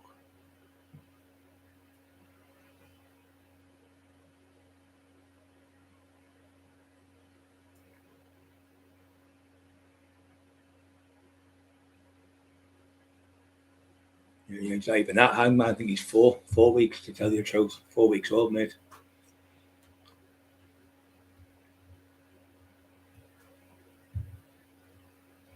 Yeah, he's only 4 weeks, I think. 4 or 5 weeks at the most he's at. So they've said he was 7, but I know he wasn't. But it was where we got him from was a rough area. I thought, I'm not leaving him, fuck that. Could leave another 2 weeks for them. We'll leave them outside as well. I thought, fuck that. So I got him. I got scrappy when he was. I got Charlie, who was the boss, who was the bastard. That Charlie, fucking used to. The police used to pull me over. He's going, why is that old dog fucking trying to bite us? So he's sick of getting fucking pulled over by you every day of the week. He's not even fucking driving. You pulled him over. Fucking coppers, fucking crackers on there. Get that dog out the van. I said, if I get the dog out the van, it's going to bite you. And get the dog out the van. And he thought he was a clever kid, about 23-year-old. I've just been in this house and knocked 6 of these yardies, knocked 3 of them out, and I've chased 3 of them out the back door, and I've took a load of gear off them. I knew they were going to arrest me. Anyway, fucking, they didn't. He said, look, he's done more, chased more away than we have in 6 months and fucking 20 minutes. So anyway, the sergeant let him go. Anyway, he was going, anyway, the dog went to bite him, so I bit his jumper. I said, I fucking told you. I'm charging you for that dog. I said, listen, you fucking hit that dog with that trunnion, I'll snap you into two like a fucking breadstick. So all the cops were going like that behind him, like that, because he didn't know this, so he didn't know me. This young cop, they're doing that. The cop was going, he's going to get fucking killed in a minute, because they're all the back there, and I'm here in Middlesbrough. It was like a drug house. Anyway, the sergeant went, listen, then the inspector come, what's happening? Like, you're a big driver. Yeah, it's me. You went, you all right? And yeah, I'm sound. I said, being stupid. And I told him the story. He went, listen, did you tell me to get the dog out of the car and the dog went for you? Did he tell you the dog was going to bite you? I went, yeah. So, well, get Brian, put the dog back in the car. You'll get in your van. Get in the van now and go, he said. Told him to fuck off type of thing, but made him go. He said, I'm sorry about him. He was just a young guy. I said, but all the end of the sergeant, the inspector was all right. So let us go. He said, you've done more in fucking 6 weeks. Sorry, 6 weeks, we're having 18 fucking months. Chased more people back. So we're coming down from like say Leeds and Manchester and London, because in them areas they've got cameras everywhere zooming right in, catch you. So what they do is they'll put like 10 stones in the mouth, 20-pound stones, like little stones, and they put cling for them in them. They'll put them in that side, and then they have 50-pound stones about that big. Put them that side of the mouth. So if the cops come, they've got a bottle of water with them. What they can do, some of them, they can swallow it and make it stick in the throat. And they can talk to you and everything still. And they can regurgitate it back up. And it's there, the stones. So that's what they can do. They've learned how to do that. So, yeah, I used to tax the cunts. Tax them all the time. So the cops let me off with it anyway. They let me go. He said, well, the dog wouldn't have bit you if he never got out of the car. He warned you. But he only bit his jumper. He didn't bite it through his clothes. And then the other one comes and said, oh, fuck that. I'm not coming near that dog. It's fucking mental. And they pulled me over again on the motorway. You're under arrest for an armed robbery and a shooting and a kidnapping. So he's got me on the thing. He's looking through the sights like that. He's looking up. I'm sat here looking at him like that. He's going, what are you fucking doing? You fucking bar me, you cunt. Went, what? I said, if you can't shoot me from that fucking close, 5 inches away, you need to get another job. Stop looking through the sights. Are you blind or something? He started shouting. I said, what are you shouting for? You don't have to shout. My mum shouts louder than you. My mum scares me more than you. Stop trying to intimidate me, because it's not going to work. Ex-fucking SCS, whoever the fuck he was. And he was in this elite police force thing where there was 4 in one vehicle, 4 in another, and there were them fucking Citroens, them French ones, big fucking Jeeps. Anyway, he's kicked my door and I jumped out. And they all come around with the guns and went, we'll shoot you, that shit. You want us to shoot you? I went, oh yeah, every day of the week. Can you do it tomorrow? Shoot me tonight and then shoot me tomorrow. Can you come back round Thursday and shoot me again? Don't you realise I've got a load of weapon pointing at my head? I don't give a fuck. Do you really think you intimidate me, point weapons at me, you fucking little moron? I'll fuck off. I hit him on the shoulder. It had been snowing. And the reason why it had been snowing, it was like freezing. Ryan, who was in the documentary, I took him in for 3 years. He lived with me. There's another kid I looked after for 3 years, Ding Dong Doyle. So how did I have him for 3 years at my house? And these other little mates, what do they call him? I had Mickey Flanagan's kids here. I had fucking Sean Auden. Sean Auden stayed 18 months. I had another kid from the corner who had a fight with a neighbour 5-year-old had a fight with a 5-year-old, and the 13-year-old brother broke it up, and then the man came out and punched him 6'2" and jumped on his collarbone and broke his collarbone. So I've gone round because it was a good kid who I knew, like Ryan was not around with him, who stayed with me. His right mum threw him out. He was living on a tent on the field. I went and got him. His mum went, "Why are you taking him in? And he's not going to learn his lesson." I went, "He's fucking 12-year-old. You've got him on a field. What if some paedophile gets him, or somebody throws a big building brick in and kills him? He's not fucking staying in the field." Anyway, the probation officer come around called Derek. He went, "Are they here?" I went, "There's 4 of them here." Fucking hell, they all come to your house all the time. He said, "Look, like, yeah, you can keep them." So I had them here, one for 4 weeks. One was about 5 weeks. They had to go back home. And then the other 2, Ryan stayed for 3. In fact, 3 years he stayed, but he stayed really for 6 because when he left school, and he stayed at mine. So I looked after him for all them years. So how can be this paedophile, Jamie, if I'm looking after children? Mickey Flanagan's kids, Mickey Harrison's kids, Bensley's kids, Chrissy Allen's. I had Chrissy staying here. I've had loads of kids staying at this house. You fucking Roman. So I'm going to get all them kids to come on and tell you the stories. So little Chrissy Orden, his dad was ex-SES, just in the army. He was a bullying cunt. And he was bullying the kid. He only weighed about fucking 6 stone. Little skinny kid with blonde hair. I felt dead sorry for him. I said, "Yari, come here, give us a cuddle." Give him a cuddle. I said, "Yari, you're here with me now. No one's going to touch you." Then my dad, he's got a gun in the house, because he's ex-SES. He's got this gun. I said, "Man, all that shite." So he's shouting his mouth. Anyway, Dad's phone. We ever start thinking, "Let's get on the field, me and you, daft cunt. Get round here, you daft cunt." "Oh, make sure you yes." I said, "Don't give a fuck. Come and meet me on the field, big man. You didn't a fucking kid who was about 9 stone. You fucking blacked all his eye and bust all his nose. You fucking coward. Come and fight me." So he phoned the police on me and got me locked up. Anyway, they locked me up. They put me back out and they let me out. Anyway, I had the kid here for about 6 weeks and just go on the bunk beds. Him and Ryan. Get your beds made when you get up. Get your tea, made them food and that. Sent me to school. Give them a cuddle each. Love yous both. See you when you get back. Keep out of trouble or you won't be staying here. And Derek come round the police office. He said, "You know what? You've had them near 6 weeks. I've never missed one day in school and the total different kids at school. Because they need a bit of love now, kids." I said, "All that screaming and shouting and bullying them. If the dads and mums are shit, you need to say, 'You're doing well, so love you all the world. Have a great day.'" He said, "You know what? You've got a great heart, you." He said, "You've got the more people in the world, but like you were kids, it'd be a better place." I had about 27 kids over fucking 30, about 20 odd years in this house stayed. Kept Kelly's kids used to stay.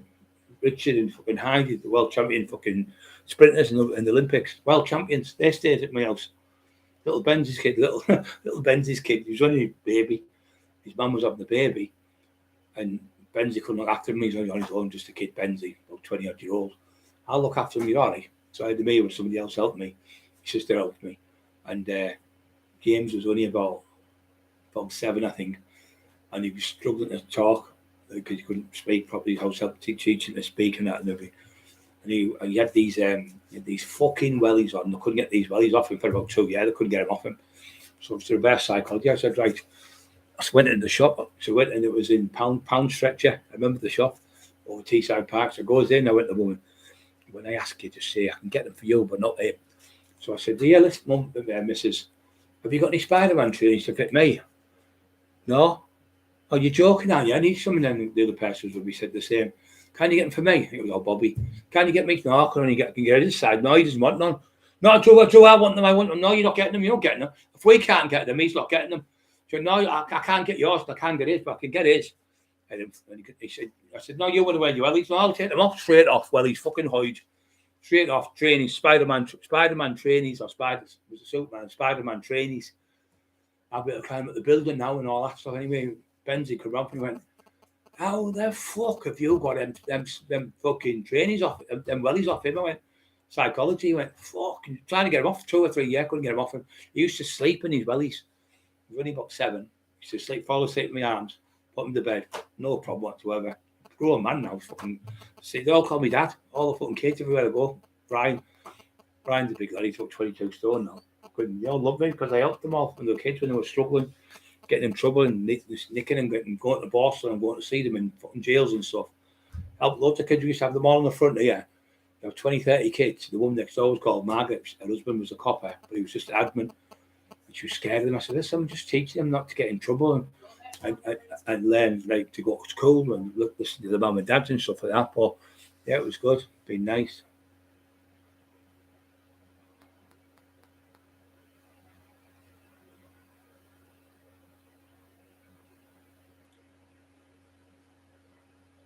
Yeah, got me fucking fucking arms response. Fucking every fucking one of them know me. Arm response everywhere. Alright, pal, you alright? I am, as long as I'm not going to jail. Yeah. Arm response, you need lots of hands lock up.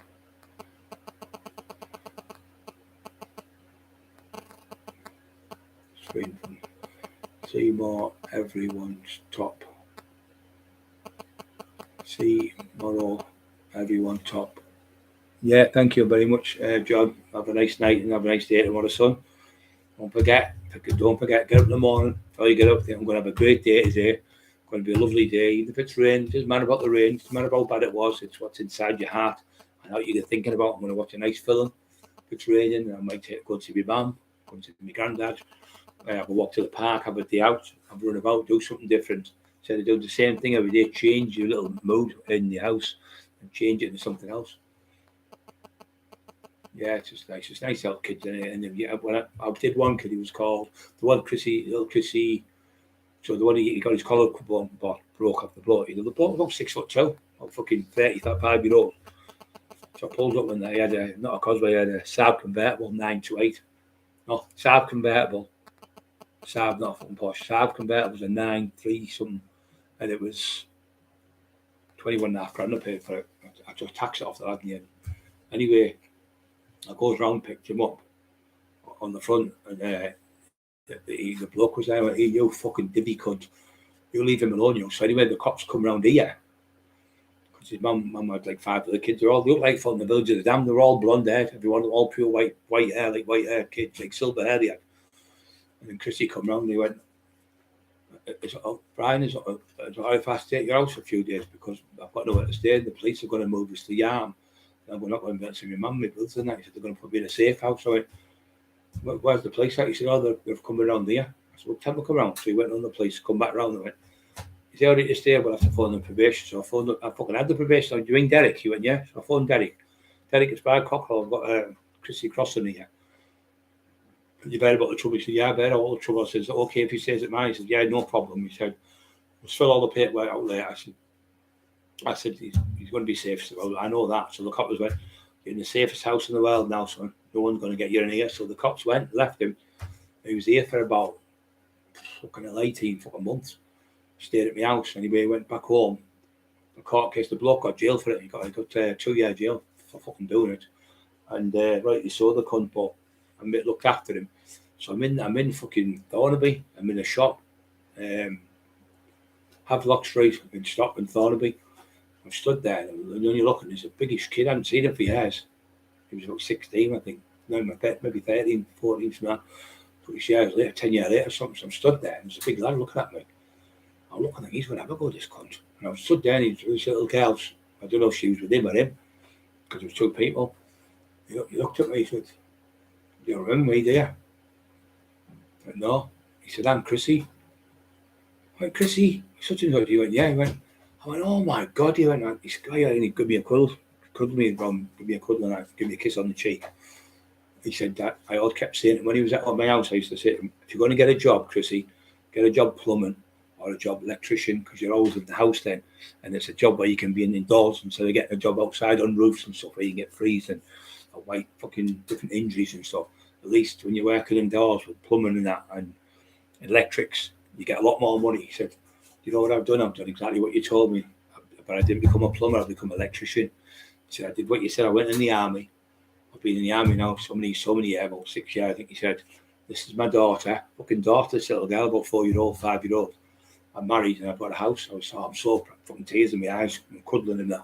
So proud of you, son, so proud of you. Anyway, I've seen him again since, but great just to help that little kid become a man, go into the army, you know, fucking fight for his country.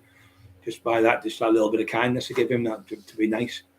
Well, but you don't hear all them stories. You don't hear all the fucking bad ones off people like tinfoil with the fucking shit.